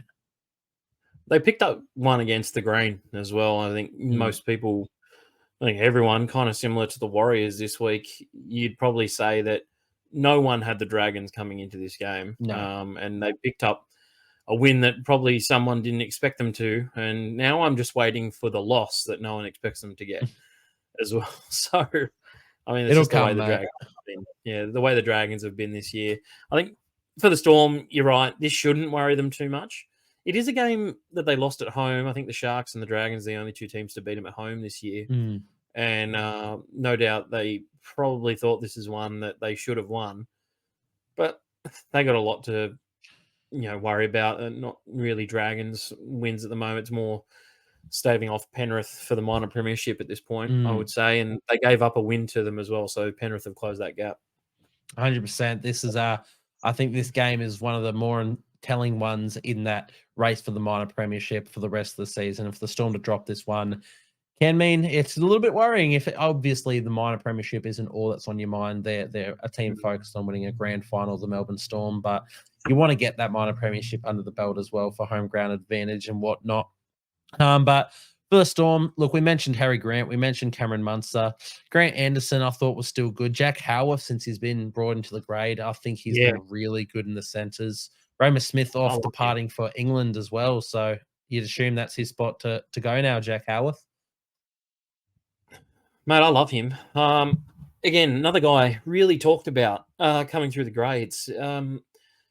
Signed a big deal with the Storm as well, like $500K a season he's been on for the last couple of years, playing reserve grade most of the time. I think he has something like 40 to 50 reserve grade appearances for, I think it's the Falcons up there in Queensland Cup, and was always going to be a player that burst through and was going to be a solid first grader. Did I think it was going to be at centre? No. But he has the speed. He has the physique. He's so good defensively, like making tackles as well. He's so good at making tackles. I think his reads could use a little bit of work, but that's something that comes with time. And he really hasn't grown up playing centre. He played outside centre in rugby when he came through the grades. But yeah, I love the way he plays. He's so hard to put down. No, 100%, mate. I think he's been unreal since he's been brought into the side. Yeah, and with Roma Smith departing, I believe it's off to England, then yeah, you assume this is the way they go of the future. He's done the tough way of getting in there after signing that long-term big money deal. But now that he's in there, I just don't see a world where he really gets dropped. But as we said, not really a worry, not really concerned for the Storm. They're still one of the sides, if not the side, to beat at this end of the season. But yeah, it's a bit of a disappointing one to drop at this point of the season as well, especially in front of your home crowd to a side like the Dragons, who are quite inconsistent, and normally you'd expect the Storm to go with them. But in the end, I think a lot of it comes down to the Dragons more so than the Storm being poor. I don't think the Storm were poor at all. I just thought the Dragons were really, really courageous in this one. And yeah, what a win for them, to be honest. Mate, let's move into the next game. The Sharkies defeating the Rabbitohs 20-6. Now, this one wasn't interesting as well. Speaking of, odd games, I expected a lot of points in this one, and to be what, 6-6 or 6-4 at halftime, and to only end in 20-6 scoreline. It blew me away that I thought there was going to be tries galore coming from these two sides. Yeah, Sharks were poor with the ball in the first half. I think they had a less than 60% completion rate. And the Rabbitohs just not good enough in attack to capitalise on that ball that was given to them. They were missing a fair few pieces. I think Cody Walker being out definitely hurt that in terms of scoring points. Jai Gray was good once again, coming in and filling a role there that has been vacant a couple of times in terms of Latrell Mitchell being out of the side. And I think every time Jai Gray's come in, he's looked very good. He could be on for I think they're looking at a potential switch this week, though. He could be end up playing in the halves this week. So we'll get to that when we get to this week's tips. But I think for the Rabbitohs, not all doom and gloom. I mean, they only gave up 20 points, but some of the Sharks' younger players decided to step up in this one. Iro, as we spoke about, going from strength to strength, and Trindle once again. I think he wouldn't look out of place at any team if they were looking for a halfback. 100%, mate. It does make you wonder, the whole Nico Hines and Braden Trindle situation. It's interesting when Hines was signed to the club, everyone was sort of saying then and there that he would be a 5'8", or they moved Kennedy from fullback. And then, of course, he got that halfback role. He never really relinquished that. And he's been fantastic there. A poor-ish. It hasn't even been a poor season for Nico Hines this season, in my opinion. Just after Origin, just didn't come back the same sort of player. But hopefully he comes back rejuvenated. But it does beg the question of, can Hines and Trindle work in the halves when they're both dominant playmakers? Trindle is a wee war boy, so got a mate who grew up with Trindle, and they played their footy together and went to school together. And he's always said he's an immense talent. But oh yeah, another try as well. I think it's 5 tries in 5 weeks for Braden Trindle since he's been starting at halfback. So he keeps doing it. He's playing some really good footy. Another one of their young players that stepped up, Sam Stonestreet. A lot of raps on him coming through the grades, and good to see him play the way he did. Also robbed of a try, in my opinion. That was, yeah, one of the all-time refereeing decisions. That one was for sure. Yeah. I think Blindside was pretty unhappy about that one. Jai from Blindside. Oh, mate, he's unhappy about anything that goes against the Sharks. True, that is true, especially when he's had a couple. I just feel like they've been calling that the same way all season, unfortunately. He's a great player, Sam Stonestreet, and it's very unlucky for him that, you know, while he's been playing for the Jets, I actually get down to a fair few Jets games, big Newtown Jets fan. And watching him play, you could definitely tell that he had first grade ability. It's just, it's sad for him, because I used to watch him and Iro a lot, that they had really set centers and really set wingers in the side that unfortunately don't get injured too often. I know Mulatalo is getting injured now, and that's why Stonestreet has his opportunity. But he's definitely a guy that I think another club should sign. You know, if you're looking for a decent winger who's got great finishing ability, decent speed, carries the ball well out of his own half. Like, the Sharks have just got a lot of young players who I thought other teams should have poached, considering how successful the Jets were, especially a couple of years ago. And Connor Tracy left as well. So I don't know why some other clubs don't look at them in that regard. But yeah, again, with Trindle, he's just on fire. And I do like what you're saying in terms of him playing with Nico Hines in the halves, because Nico's such a ball-dominant player when he does play in the team. I don't know. I think Trindle struggles playing second fiddle sometimes. 100%, and it's a tough call to have. Obviously, you're not gonna get rid of Nico Hines from the team. And as I said, he hasn't had a bad season. A lot of people have been on his back, but this is still someone who essentially his first 3 full seasons, like at the club, he's got him to finals every year. I think he's undoubtedly their halfback, but is Braden Trindle their 5'8" is the question. And that's not a knock on Trindle. As we said, he's been unreal. But to me, he's an out-and-out halfback, and a halfback that, as you said, mate, could walk into almost every side out there. Everyone could do with a player like Braden Trindle. He is unreal. So it's a question that they'll have to look at. Of course, Nico Hines is due back in round 27, I believe. So they'll get 1 week before finals start to test the combination or see what they do there. But it's going to be a very tricky situation for the Sharkies and their halves.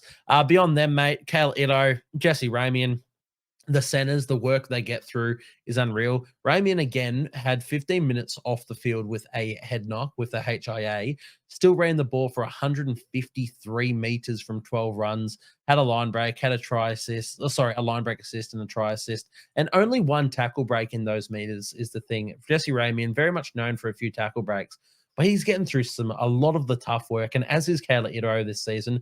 2 players that you sort of look at them and you think that they've just got that superstar potential, where it's just, you know, maybe even Valentine Holmes, or that they have breakout games, or they have these highlight reel moments, but God, they get through some tough work. Yeah, for me, the big one was Iro, because Talakai was being talked about. Like, you can't move Talakai from center at the start of the season. And I'm like, and I was saying in quite a fair few videos, if they were to move Iro to center, they will not be disappointed in the player that they will get in return. And he has paid it back tenfold for the confidence that they've showed in him. And Ramian, possibly his best year in a fair few years, to tell you the truth. It's the first time where I've considered him on his own as a player rather than part of the Sharks side. You know, he's really stood out in terms of when it came down to origin selection. I was like, does Ramian get a shout? You know, we were looking for a couple of centers. He'd be better than Suoli'i in that position. I just feel like he goes out there and plays the game at 100 miles an hour. He's getting to that point where he's not as selfish as he used to be. So he's looking for his outside man more. I think that's actually helped him a bit. He used to be a bit of a ball hog. So that's definitely helped him a lot. But yeah, they're two outstanding players, and the Sharks have got some really good firepower, especially in their outside backs. Man, across their squad, I think they're like top to bottom, one of the most complete sides out there. And to get Adam Fanua-Blake coming next year is just gonna do it's so huge. much for them. It's crazy. I'm so disappointed to be losing them. But even like Teague Wilton coming to this one. Now, Teague Wilton's someone I loved coming through the grades. Watched a lot of the way he played footy. I'm sure you did as well, mentioning the Jets and whatnot. They've always highly touted him, but when he came into the grades into the NRL, I thought his defense it wasn't there. But this season he's really knuckled down and he's playing some really good footy. In this game, he ran the ball 142 meters. He had that's Cameron McInnes. 140 meters. Teague Wilton had the 2 meters less, but 26 tackles and only the 2 missed in this one. And they're not bad misses that I sort of see a lot of the time. So I think Teague Wilton's been really good as well. And I'd argue the last few weeks he's overshadowed Britt Nikota as well. Yeah, I think with Nicho Hynes out of the side, that's the right side attack for the Sharks. Definitely takes a back seat and sometimes. And Trindle typically loves to play down the left. So that's been, really good in terms of Teague Wilton's development this year. He's locked down that starting second rower spot. He had the big knee injury as well. So coming back this year was extremely important for him. So last year finished in not great terms for him. So to see him bounce back from a very serious injury and play the way he has been playing, it really fills you with a lot of happiness to see a guy, really bounce back from injury and do well. Yeah, 100%, man. I think he's been really good for the Sharkies. Another couple men that stood out to me were Braden Hamlin-Uele and Toby Rudolph off the bench. I thought they outplayed the starting front rowers in this one, which, is never really a problem with the Sharks. They have a really sort of set in stone, almost split down the middle 40-minute rotation between all of their front rowers, which, when you've got the quality that they have, you can do that. But I think when they get Adam Fanua-Blake in next season, someone has to give. Yeah, it's a weird rotation, to tell you the truth, because all the guys are, I would say, very similar level. I couldn't really tell you who's the best out of all of them, including Tommy Hazelton, who didn't play this game. But no doubt has probably been a standout for them this year, just in the terms of quantity of tries that he scored. Royce Hunt, Hamlin-Uele, and Toby Rudolph are all on a very similar playing field for me. And you're right. In Oregon Kaufusi as well. Yeah, true. And if anything, he's probably shown that he's got the most potential out of the four that were just mentioned. But yeah, you're right. Adam Fanua-Blake is a 60-minute powerhouse, and no doubt will benefit from spending a bit of time off the field and not having to do as much work as he's doing at the Warriors. But yeah, you're right. I don't know who drops out. I really couldn't tell you. I'd probably say Toby Rudolph at this stage. Yeah, that's what we posed the question to Jai, obviously a Sharkies fan last week, and he couldn't tell you as well. He thought Hamlin-Uele, but he's just re-signed a new deal as well with the club. They rate him highly there. Toby Rudolph is a junior, but hasn't been playing his best footy this season, off the drink as well, which is interesting. So maybe that's the key. Get back on the drink and you play some better footy, Toby. But for me, I'd be looking at moving on Oregon Kaufusi. I feel like he's got the best value. I think he does have that potential that you mentioned. I don't think he's really actually hit that potential. I think his play the ball speed is unreal as a front rower, something that's really not really given as much credit. But when you're making that contact, you hit the ground and how quickly you can get up and play that ball and get a bit of a momentum for your side. He's unreal at that.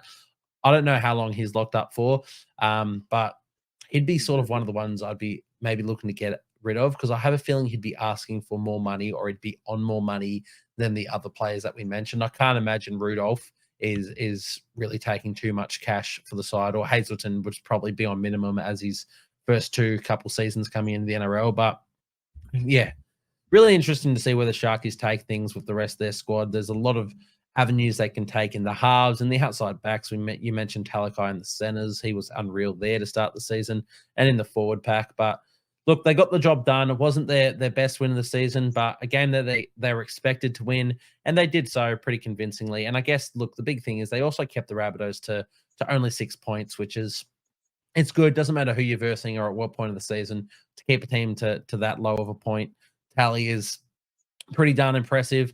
For the Rabbitohs, look, it's been a tough old season for them the entire season.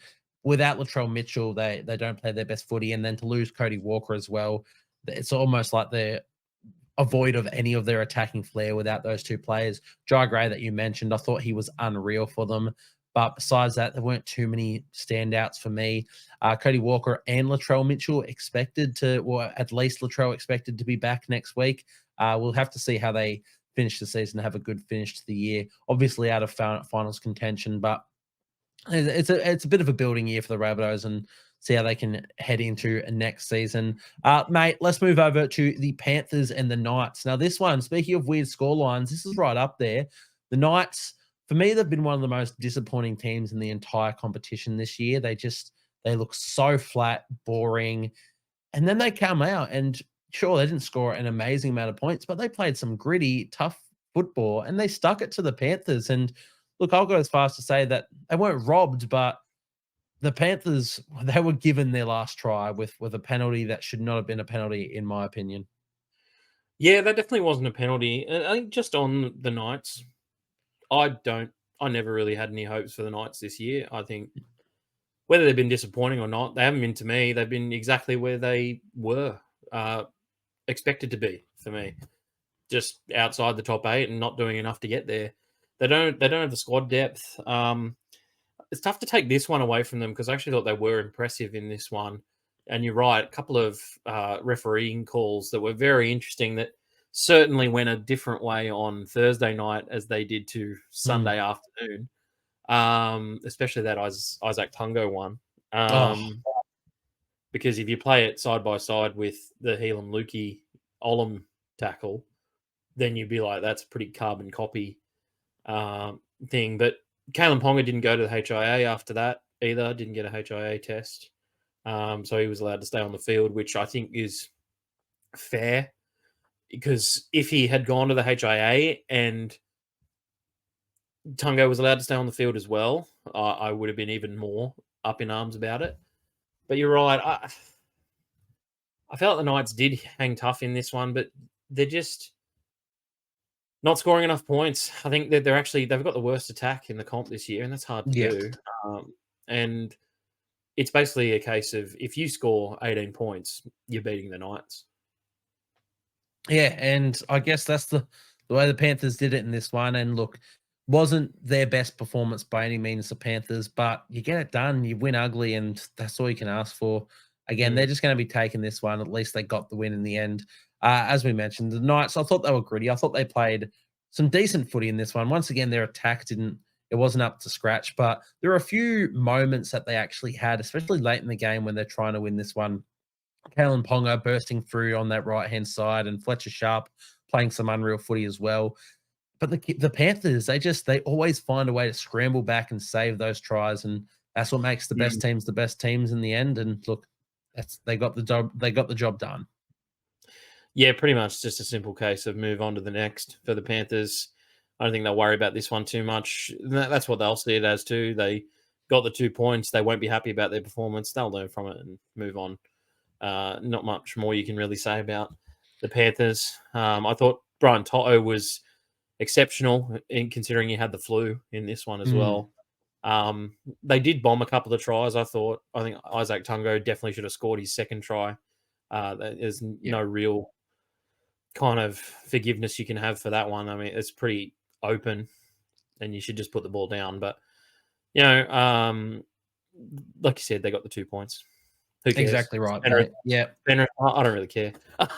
No, and I'm sure they don't really care either. It's almost hard talking about the Panthers because they win. Like there's no more praises we can actually give the team. They're the best in the comp. They have been for the last few seasons. Yeah, what more can we say? In terms of some standouts, you mentioned Brian Toto. He was great, especially battling with that illness. Isaac Tungo had one of his best games of the season. He has been, after his first 2 games or 3 games of the season, I think he's been quiet, bordering on poor for Yep. almost the entire season, Isaac Tungo. But it was good to see him bounce back in a big way in this one. Obviously, he had that bomb try, but he did score one beyond that, set up a few attacking raids on that right-hand side as well. So I thought he was good. Isaiah Iyongi, the debutant at fullback, I thought he was unreal as well. He just kept going at him. He's almost a bit slight in stature, but he has the heart in him, and he just kept going. In this game, in his debut game, 26 runs and 256 meters from the young fullback. That's unreal stuff. You love to see that. Yeah, they've just got a factory of players out there that they can throw in. It seems like who's next off the production line? Let's just chuck him back into the whatever position that they need for that week. You think McLean as well had a good game, scored a try. He's another one off the production line, and I'm surprised they went and signed Blaze Talangi. They've obviously identified that the kid has a lot of young talent, but I just expected them to shove in their next best gun 5'8" that they've got brewing out there. And it will be very interesting to see what happens next year with that. I thought Luai had some really good moments in this game and showed why he was so successful in that New South Wales jersey. He's turned my opinion around of him this year as well, and Oh, 100%, really mate. Same here. he's really taking on a senior role in this team. Yeah, no, I thought he was tremendous. It's crazy to see the foil that he complements Cleary with, but then when Cleary's not there, how he can step up and be a halfback. I hated the signing of him to the Tigers at the start of the season. I thought wasn't the man that they needed in their halves, especially with the way that Lockie Gavin was playing. I didn't think he was the attitude that they needed as well. But God, he has turned my opinion around of that completely, and I think he's going to be fantastic at the Tigers. And yeah, love the way he's been playing. His halves partner, though, made the team of the week once again. Nathan Cleary, he steps up when it matters most, and he gets the Panthers a win by scoring that great solo try. Again, we speak about the Panthers saying there's not much more we can say about them. There's got to be nothing left we can say about Nathan Cleary, mate. Nah, just a phenomenal player. There's only one thing he's really chasing, and it's just more and more greatness, isn't it? He seems to get better and better each week, and it's funny saying that about possibly the best player in the world getting better and better each week, but it's what the greats seem to do, chase the dragon a little bit and see how far they can push their game. And Nathan Cleary is silencing a lot of people's opinions of him from what they were about 3 or 4 weeks ago. 100%, mate. Another game where 23 runs and 183 meters from your halfback, when last week he ran for over 200. Like, God, he's good. But it's not just the running game; it's the kicking game, it's his passing game, it's his defense. At the most of times, I thought he's had a few games coming back from injury where he has let a few through. But what can you say, man? He's an absolute champion. Yeah, he's a shoe-in for a Hall of Fame already with his career, but he could go on to be one of the best we have ever seen. So, Definitely. yeah, what more can you say about Cleary? We mentioned the Knights. Look, gritty performance from them. Some, maybe one that you could argue that they should have got, but it doesn't distract from the rest of their season, as we mentioned. Quite a poor season from them, and I expected more from them. I didn't expect a top 8 berth as they did last year when they went on that incredible run. I didn't expect that from them this year, but I expected more. This game, look, attack still wasn't there. Phoenix Crossland at halfback and whatnot. But Jaden Brayley back at hooker, I actually really did like him. I've always been a bit of a Jaden Brayley fan, and I thought he was good, especially putting Daniel Saifiti over for that early try. Yeah, a bit of talk about him during the week as well, that they were going to ship him off somewhere. And he came out and shut it down and said, I haven't had any talk with the club about it. I don't know where that's coming from.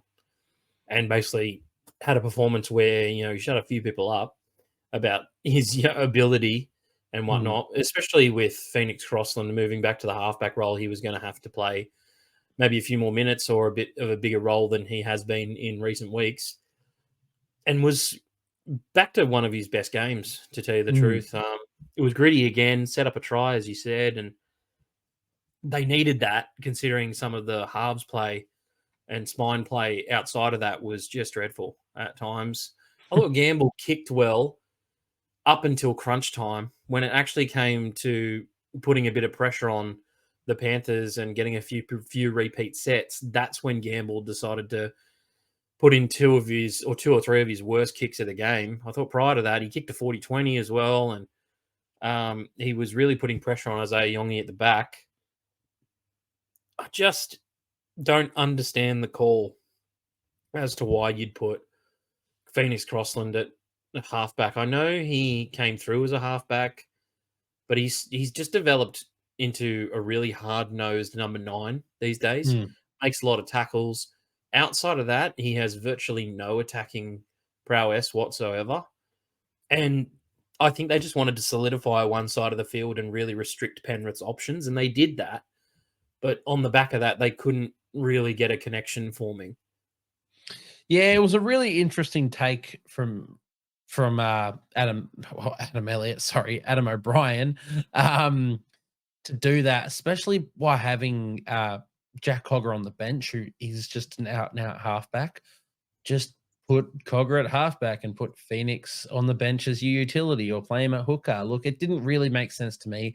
I don't have like too many qualms against Phoenix. He was a gun coming through the grades, but the Knights have they've tinkered with him in a million different ways, and they've turned him into this hooker / utility to then throw him back into halfback, which he hasn't played consistently since he came into first grade, and go, yeah, here you go. Against the best team in the comp, you're going to be our starting halfback, which you haven't played or trained in for a long, long time. When we have Jackson Hastings, who's a halfback, when we have Jack Cogger, who's a halfback, or even throw in Tyson Gamble at halfback and let Will Price run at 5/8. But to throw Phoenix back there, I thought was a bit of a disservice to him. I thought he wasn't bad. Like, I didn't think he had a poor game, but as you said, didn't really create those attacking opportunities. But that's what happens when you haven't played halfback in as long as a time that he has against the best defensive team in the competition. So, look, it was an awkward one for them, but look, yeah, can't hold it against the Knights. They really stuck it to the Panthers and gave their best shot.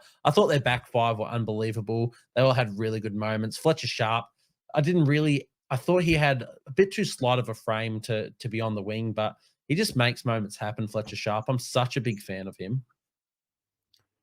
Yeah, it's difficult to see I see where the Knights are going to put him. Could be another Titans case brewing there with 3 really strong fullbacks. I know David Armstrong wanted out of the club. But if I'm Fletcher Sharp... He's gone to Super League. Yeah, there you go. So he wanted out of the club. I think Fletcher, looking at it, he's 19, probably has a couple of years to really hone his craft, and then he'll be wanting to, play more consistent football on a weekly basis. And with Kalen Ponga still being quite young, I think Kalen's 26 or 27, it's going to be really difficult for him to break into this side, considering how much sway Kalen Ponga not only has over the club, but the team and the way they play and when they're scoring points. It's almost like the Knights are going to be backed into a corner again, and Fletcher Sharp's probably going to go somewhere else and have a successful career somewhere else. Nah, mate, you know what the Knights are going to do? They're going to go back to, hey, Kalen, let's try you at 5/8 again. I hate that. Oh, I always hated it. It blows my mind, but they'll do it again. Watch, they'll try it again to keep Fletcher. Look, Fletcher is definitely the sort of talent that you want to keep, but yeah, to me, he's an out-and-out fullback, and you can't move Ponga out of that role. And why would you? I'm not here for the Ponga at 5/8. Sure, Ponga, I reckon, could be a good 5/8, but he's an unreal fullback, and you just can't move him from that. Beyond that, for the Knights, as I said, the rest of their back five, 192 meters from Marju, 178 from Lucas, 161 Gagai, 138 Sharp, and 156 Ponga.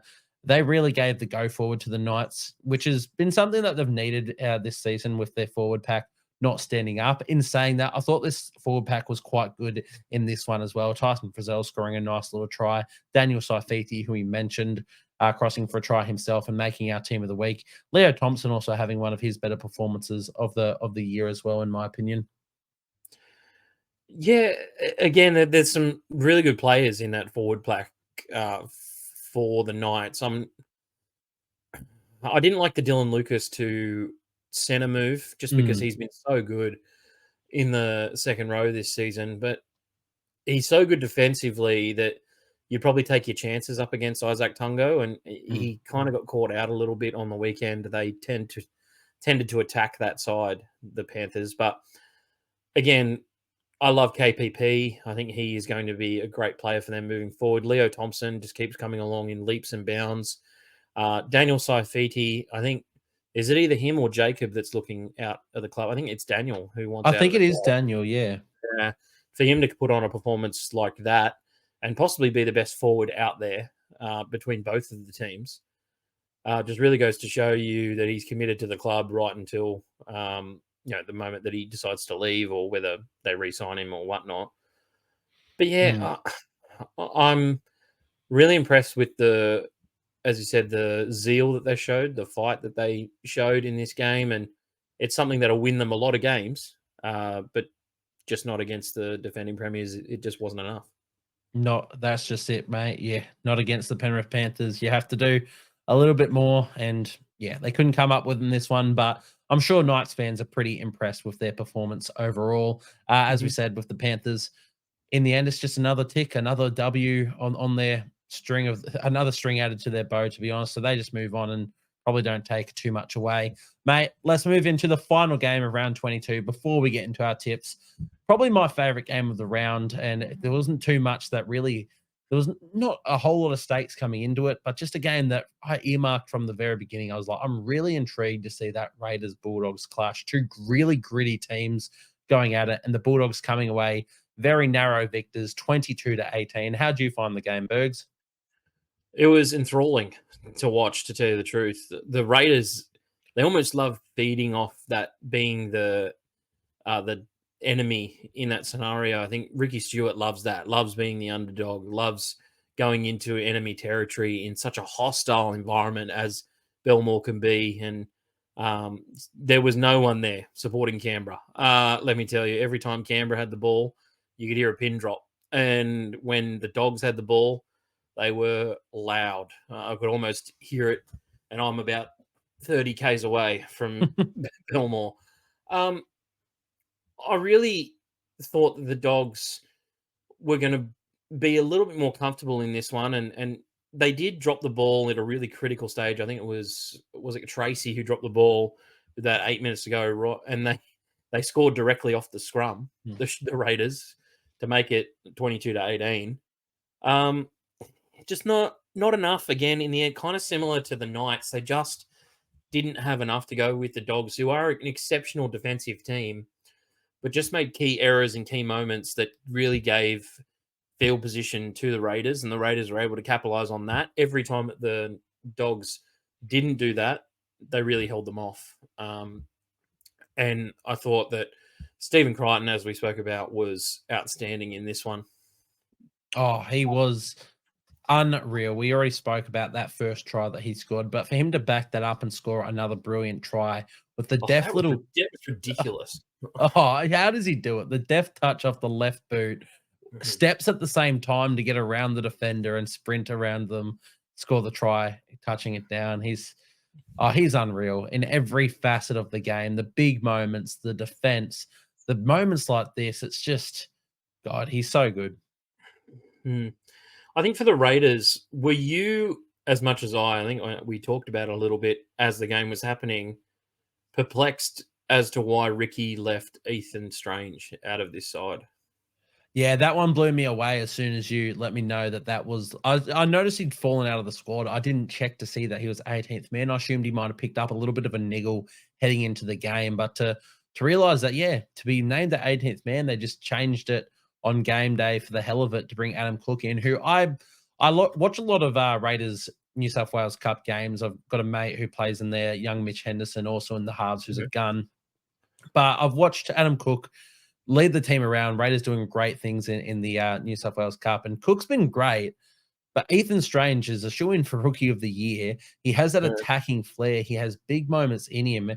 If you're going to break the doggies apart, you're going to need someone like him to do it. And Adam Cook, the best parts of his game when he's been in the NRL side has been his kicking game and his boot, which you don't need when you have Jamal Fogarty leading the team around with his phenomenal boot. So it was a really perplexing one for me.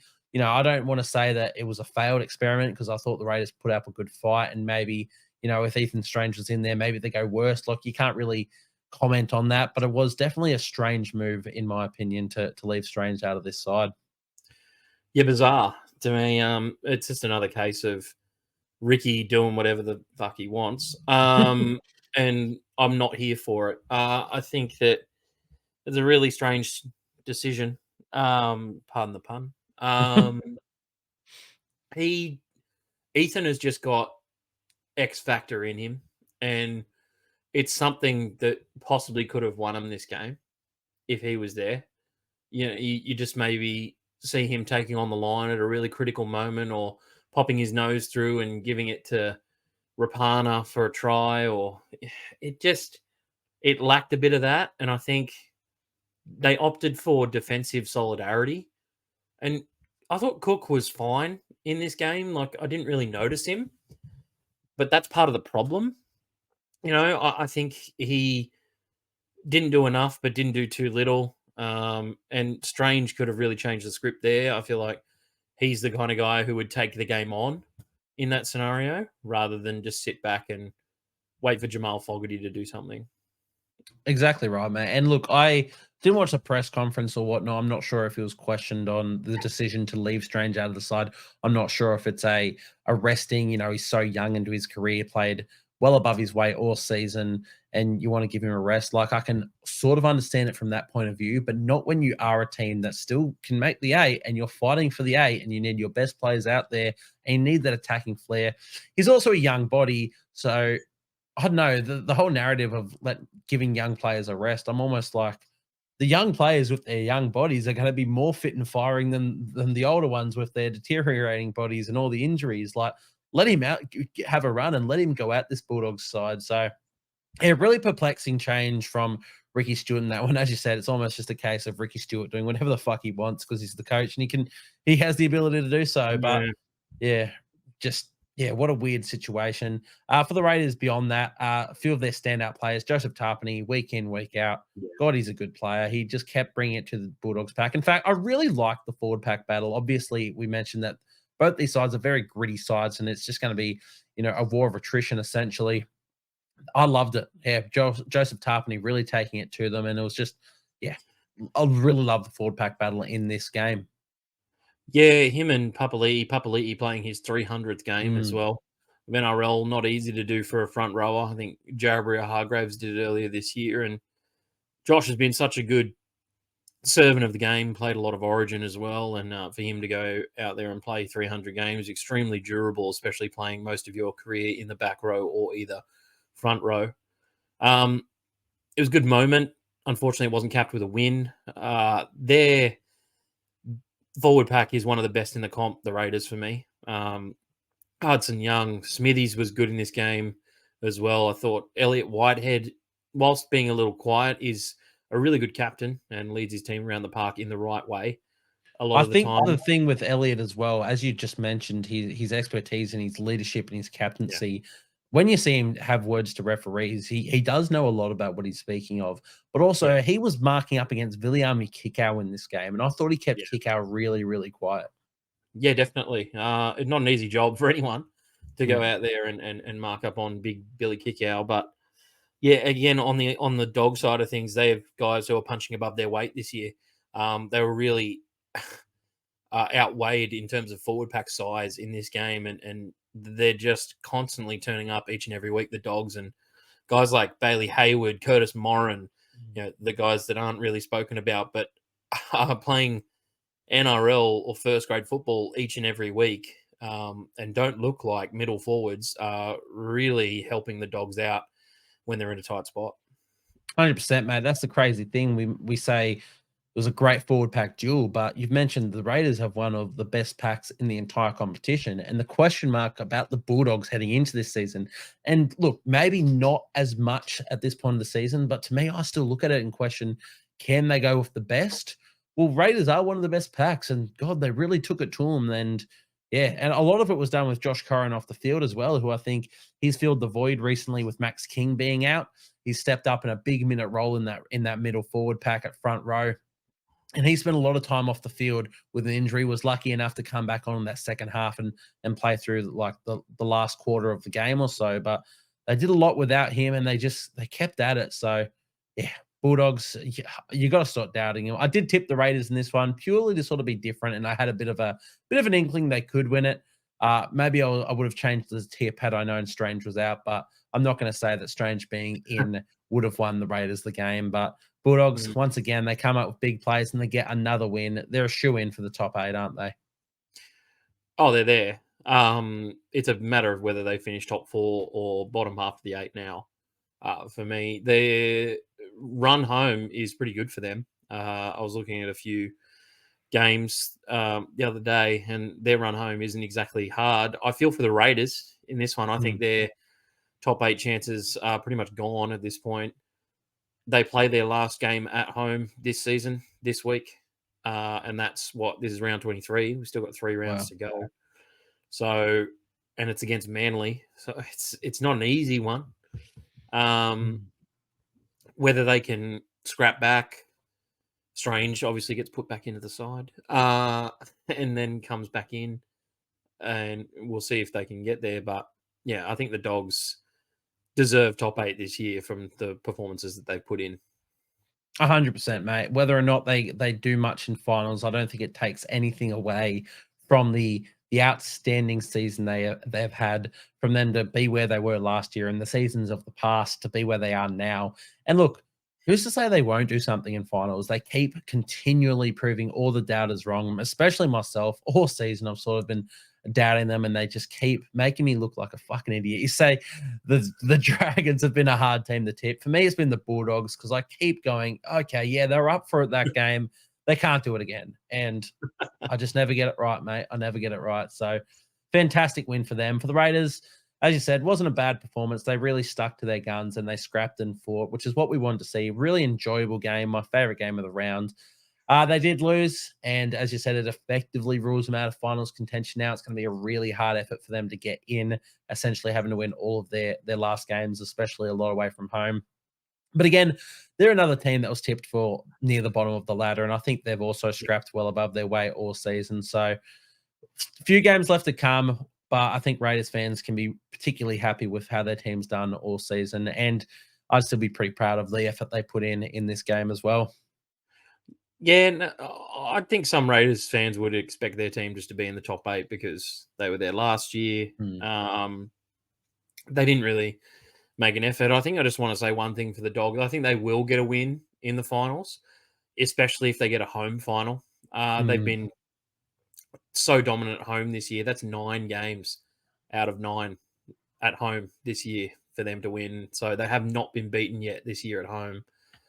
And especially going to Belmore this year, it was a couple of years ago, it talked about it being pulled down, that they weren't going to play there anymore. And I'm so glad that, the council decided not to do that and really put faith back into the team. And those fans it's funny what happens when your team starts winning after a while of not winning, how many fans pop their heads out. But, it's always good to see support, and just rugby league in general getting support. Couldn't have said it better myself, mate. The Bulldogs, when they play at home, it's genuinely like they've got a 14th man out in the field. The home crowd is some of the most vocal I hear people. Special shout out to the Tigers this round as well at Leichhardt. I thought you could not stop hearing their home crowd fans giving it to the Cowboys and even the referee at a few different stages. But you love to see that sort of stuff, and that's the big thing with the Doggies. Their crowd, their fans, they get behind them unlike any other team's fans really do. It's so good. And that's why we mentioned that Stephen Crichton shot, blaring up to the crowd, celebrating with the crowd, and a local junior and Jacob Carraz. And I'm pretty sure Preston's not a local junior, but for me, he's a local, like he bleeds blue, Jacob Preston. To see all three of those two jumping on their captain in front of the crowd, I'm like, that is really inspiring and inspirational sort of stuff. And yeah, you got to give a massive shout out to them. And yeah, if they do encounter a team in a home final, it's going to be a bloody tough win. I think if you're any of those, potentially, I'd predict the bottom half of the top eight. If you're any of those sides, the last team that you want to face are the Doggies in Belmore. And I think even if you're a top 4 side, the last team you would want to face is a Doggies team at Belmore. So massive congrats to them for finishing this game the way that they did. Still a good end of the season left for them, and I'm sure that their home crowd will just be out in force as they always are. Mate, let's finish things up with this episode with our tips heading into round 23. So the first game kicking us off 7:50 p.m. Thursday, 8th of August. The Rabbitohs take on the Melbourne Storm, 15th versus first, mate. I'll pass it over to you to start. Who have you got? No, the Storm surely bounce back in this one. A lot of injury news coming through the week as well with the Rabbitohs. Cody Walker is possibly going to be out again this week. And Dion Tauper picked up an injury in last week's game, and he played halfback for them. So they're looking at moving Jai Gray into the halves. Dean Hawkins is on standby, and he's only just come back from an injury. So it's a little bit of a mess at this point in time. A couple of guys I want to highlight that have been playing some really good footy for them. Koloamatangi had a bit of time off the field last week, but he's still producing in that lock role, and I'm surprised that he kept it with Murray coming back into the side. But for fantasy owners, that is music to everyone's ears, anyone who has Koloamatangi and got on board. And Damien Cook, despite all the talk about him leaving this year because he's going to the Dragons next year, he, I think, has found a bit of a return to form. He's had to step up with some of the spine players being out of the side. And if they manage to win this game, I don't see how they do it, that Latrell Mitchell could be coming back in next week, and it could be, you know, a nice little run towards the end of the season for them. But in this one, I just feel like the Storm will get it done 13 plus. I think I'm with you in every sense of the word. The Koloamatangi chat, I love the fact that they gave him a bit of a break in the middle, something he's not accustomed to. He's been carrying the load for the Rabbitohs for a while. So it's good to see him get a bit of a reprieve there. I am still shocked that he's playing lock forward. He doesn't really want to be from everything that's coming out of the club. And you've got Cameron Murray, who is an out-and-out lock forward. We'll have to see what happens next season with Wayne Bennett taking over the helm and whether or not that all stays. But at least in this season, for fantasy and Supercoach especially, Keon Koloamatangi is a gun in those positions. Look, if Rabbitohs were full strength, if they had Cody Walker or even if they had Lockie Ilias or whatnot, with Latrell returning, I wouldn't hate it. I just feel like that they have that energy about him. You mentioned Damien Cook and the way he's been playing. He's been unreal. They have an energy about him that I feel like I want to take him for an upset, but no chance with no Cody Walker and against the Storm side that's coming off a loss. I think Storm, they win this one, and I'll back the Rabbitohs to get it close. So I'll go Storm 1-12 to be a little bit different, but could very well be 13 plus, mate. Let's move into that second game. The Titans taking on the Sharkies, 11th versus 4th. It's in Seabus Super Stadium, however. It's not as clear-cut as one might think, mate. Who are you tipping? I'm on the Titans train this week. Yes. They beat them earlier in the season up at Coffs Harbour as well, and they are the favourites going into this one. One thing I will say is that the Sharks have won the last 9 out of 10 games against the Titans, and we're on a big winning streak against them heading into that game at Coffs Harbour, which the Titans only won by a try. So, I mean, the Sharks have been up and down this year as well, even with Nico Hines in the side. It's not been a complete package apart from the first 8 rounds of the season. The first 8 rounds, they looked phenomenal. But since then, it's been very hit and miss. And I feel like the Titans, they're in this one on the back of 3 wins in a row. I feel like they continue it. I really liked the crowd signs that I saw from Seabus Super Stadium as well on the weekend.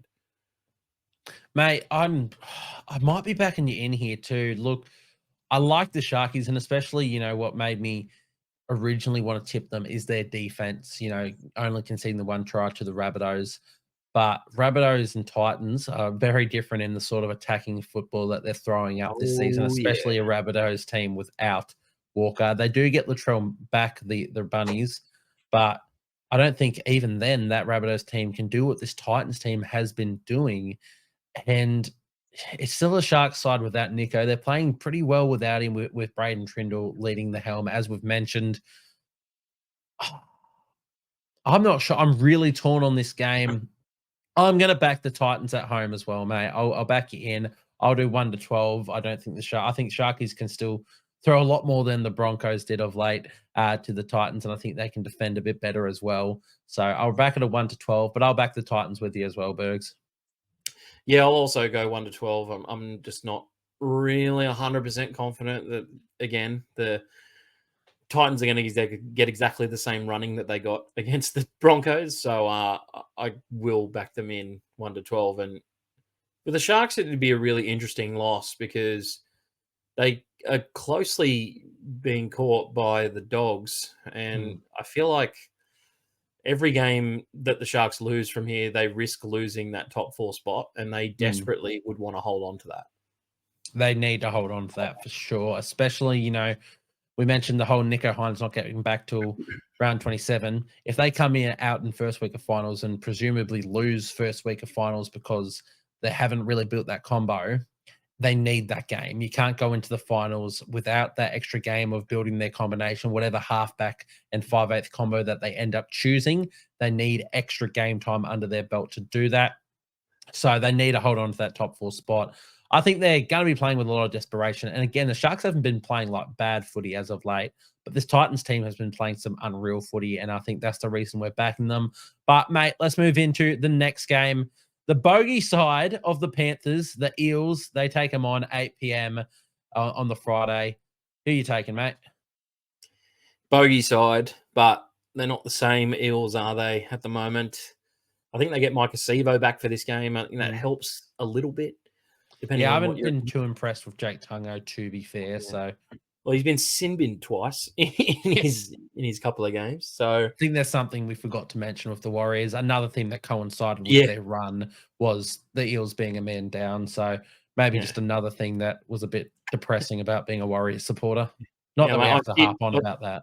yeah, no, I steered away from it just for you. With Sevo coming back in, despite what your opinion is of him, he always scores at Combank Stadium. So put him down for a try.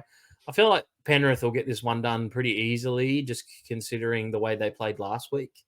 I think they'll get it together against the Eels. And the Eels, it almost felt like they played a grand final last week. The win for them was such a monkey off their back. Bit of relief starts coming in, and that with that comes a bit of a poor attitude as well. So you maybe not turn up the next week and play the kind of desperation football that they played on the weekend, or the kind of defense, especially, that they played. So I'll be going the Panthers pretty heavily, 13 plus. Yeah, can't say anything more than what you said.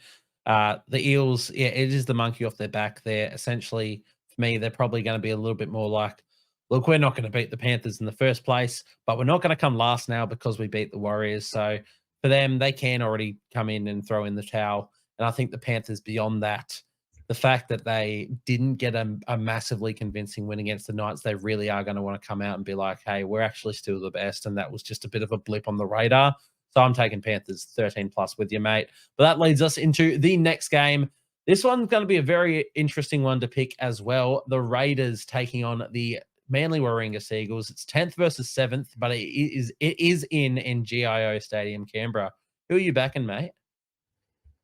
See, this is possibly one of the toughest games to tip of the weekend. I think I was reading that the Seagulls have a better record over the last 10 games. They've won 6 out of those last 10 games, and have a pretty decent record against the Raiders at GIO Stadium. They've won 3 out of their last 5 games there. And Canberra beat them earlier in the season. So I'm just a bit perplexed. I'm a big stats guy. I love looking at the record, and Canberra haven't beaten the Seagulls twice in the same season since 2016. Wow. So with that in mind, I'm going to go with the Seagulls this week. They get big ins. They get Ruben Garrick back. They get Saab back. They get Olakwatu back into the side. I just feel like with a week off as well, they'd be highly prepped for this one. It's the Raiders coming in off a 6-day turnaround. It is their last game at home for the season. They've been pretty good there this year, but I just feel like the Seagulls will get it done 1-12. Yeah, I'm really tossing up about this one. On one hand, Seagulls coming off the bye and the returns of Garrick and Saab and Olakwatu.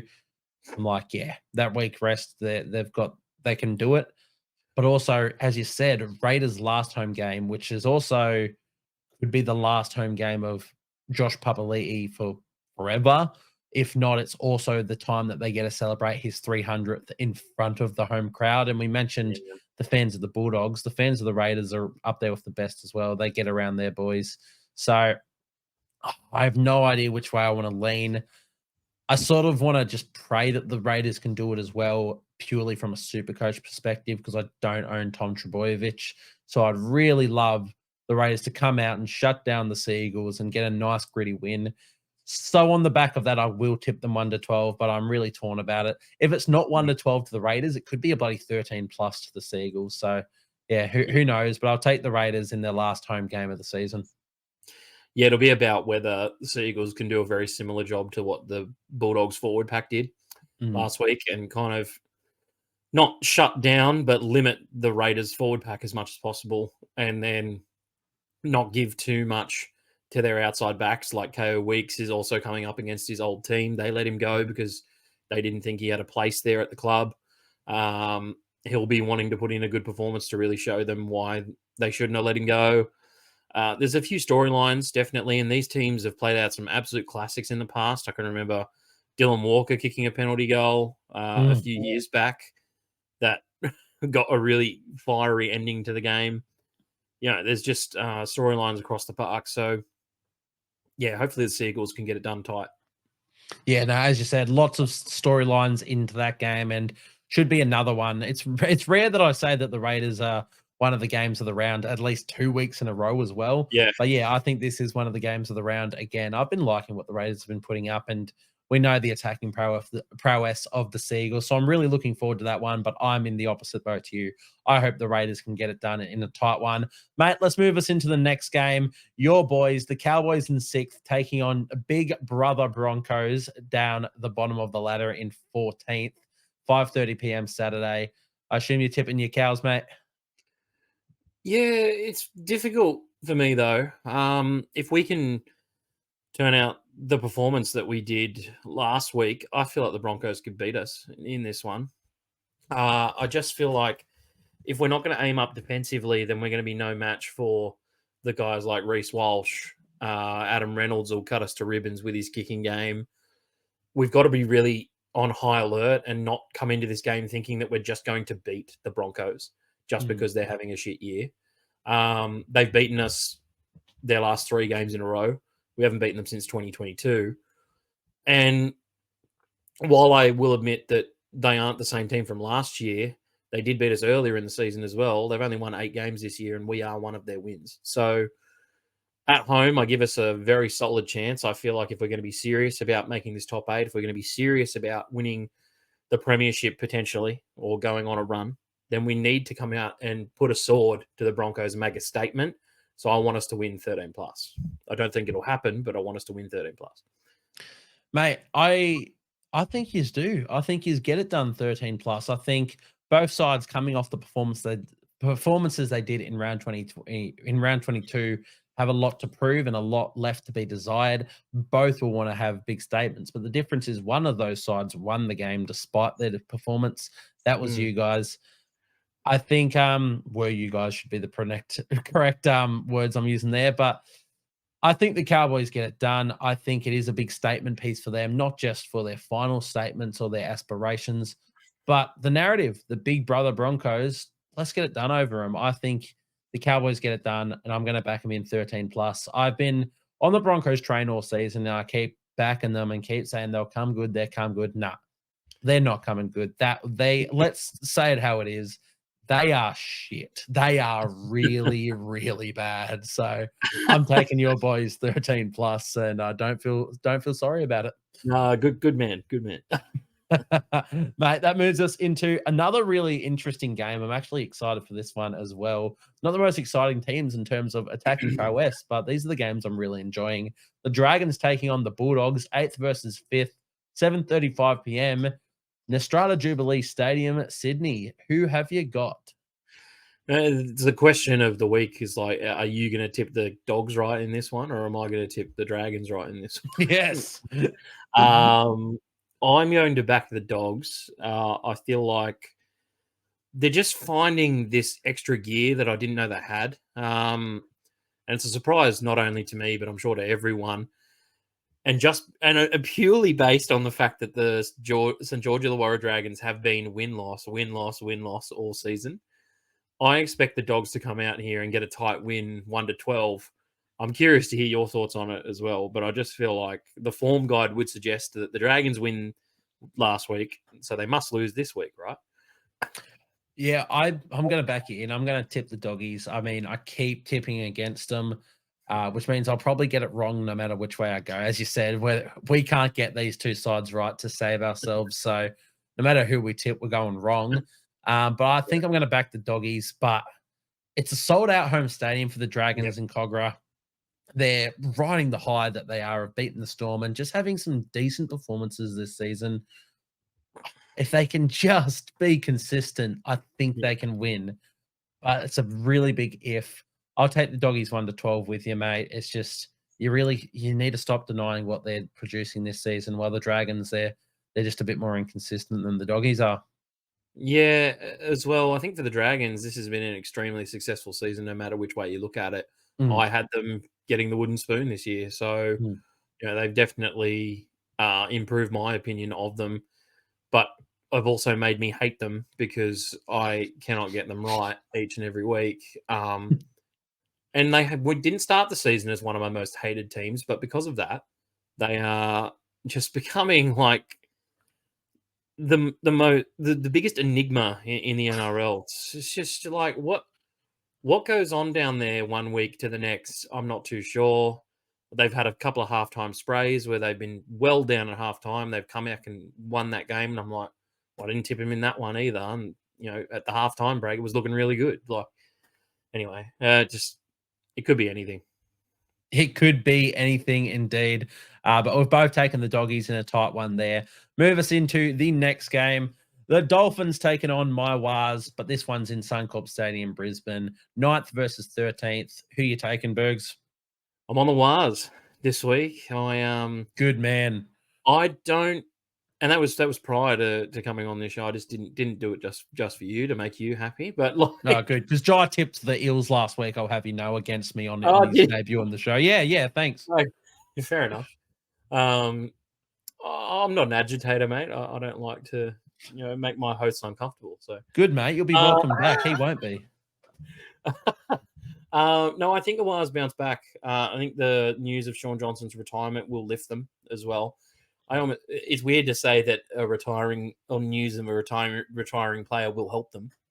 I don't think that is necessarily a positive thing at most times, but I just feel like the Wires were embarrassed a bit last week, and they did the similar thing with the Titans earlier in the year when they lost 66-0. It was 66-6. They came out the next week and played some pretty decent football. And the Dolphins are fading at this time of the year, and I think it's a good time to catch them. It's about whether they continue that fade, the Dolphins, and can kind of get back into a winning mentality. But I'm going to go the Warriors 1-12. I'm in the same boat as you, but there's probably more bias coming from me. I just think that the Wires, they have to get up for it. I look, finals aspirations out the window. Finish this season on a high for Sean. Maybe it's me just hoping that because I love Sean Johnson with all my dear heart. He's my beloved Pookie Bear. But I think, yeah, as you said, Dolphins on the slide. They're conceding a lot of points. We have to come out and show something, give back to the fans that have sold out our stadiums all year. The first club in NRL history to sell out every home game, and then we Mm. lose games in front of them against the Eels. It's like, I know this one won't be in front of home fans, but let's just give back to them and win this one. Let's finish the season well for Sean and for the fans that have come out in droves every single week for him. I'll back them in to beat the Dolphins. I'm not convinced about it. There's definitely bias in it, but I'll back us to do it 1-12 as well, mate. Awesome stuff. I think, yeah, they're in with a good shout, just considering the way the Dolphins are playing at the moment. It'll be a matter of whether the Dolphins continue that vein of form or not. Again, they could or they couldn't. Yeah, exactly. Who knows? But up the wires until the day I die. So let's move into the Knights taking on the Tigers, 12th and 17th, the last game of the round, 4:05 p.m. on the Sunday. McDonald Jones Stadium, Newcastle is the venue. So who have you got, Burgz? Look, I've got the Knights, but I want to kind of preface this. I don't dislike the Knights. I just think that they are a very average football team. Mm, And average is going to be good enough to beat the Tigers this week. I feel like the Tigers definitely have a lot more to play for now, considering how desperate their scenario is in terms of avoiding the wooden spoon again. So while I feel like the Knights should get this one done pretty easily, I don't think they will. I think they'll get it done 1-12 and make it look much tougher on themselves than it needs to be, purely because the Tigers have shown elements this year where they are able to fight in games. They are able to score points. And I do worry in the sense of if the Tigers can put on a bit of a score and score as many points as they did last week, are the Knights going to have enough attack to go with them?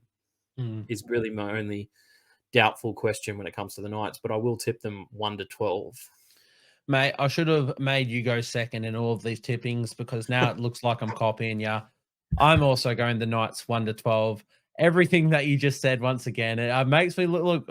I know. I guess you're No, just a good footy mind with me, mate. But just go straight yeah, in next time with you. yeah, You yeah. say, I'm "Oh, gonna cut us jump off." well ahead of you next time. Yeah. I'm getting in there. But yeah, I think Knights at home, technically still playing for a final spot. If they've got an easy draw to come, they are a very average side. I've got nothing against like any side in the NRL. Maybe the Doggies. Like I love what they're doing, but I also hate just the grubbiness of teams at sometimes, and the Doggies get under my skin a fair bit. Read Marnie. But the Knights, they're boring. Like they really are. I've got nothing against them, but they're so flat and boring to watch. They come up against the worst side in the competition, unfortunately for the Tigers. As you said, Tigers could get up for it, avoid the wooden spoon. They need to grab one if they are to have that match against the Eels in the final round to decide the wooden spooner. This could be the one they do it. As you said, if they show that attacking prowess that they did last week against your Cowboys, they can do it.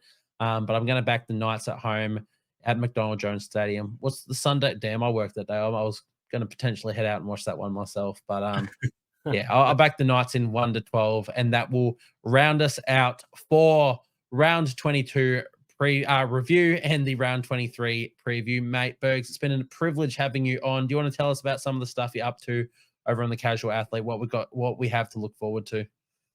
Yeah, mate. Hit us up on Instagram, Facebook, TikTok. We're actually looking for writers for articles for next year on our website as well. So hit us up on our Instagram DMs if you're thinking about doing a bit of writing next year. You fancy yourself a bit of an NRL writer, or open to all suggestions as well. Go watch my tipping videos on YouTube each and every week. They come out Monday morning, and there's a few opinion pieces coming out in the next couple of weeks about the Broncos and the Eels as well. Love that, mate. You're one of the best minds in the game, and you run some incredible stuff over there on the Casual Athlete with Longy as well. Once again, man, thank you very much for joining us here today. And yeah, that one will do us. So thank you guys for tuning in. I'll see you guys next time.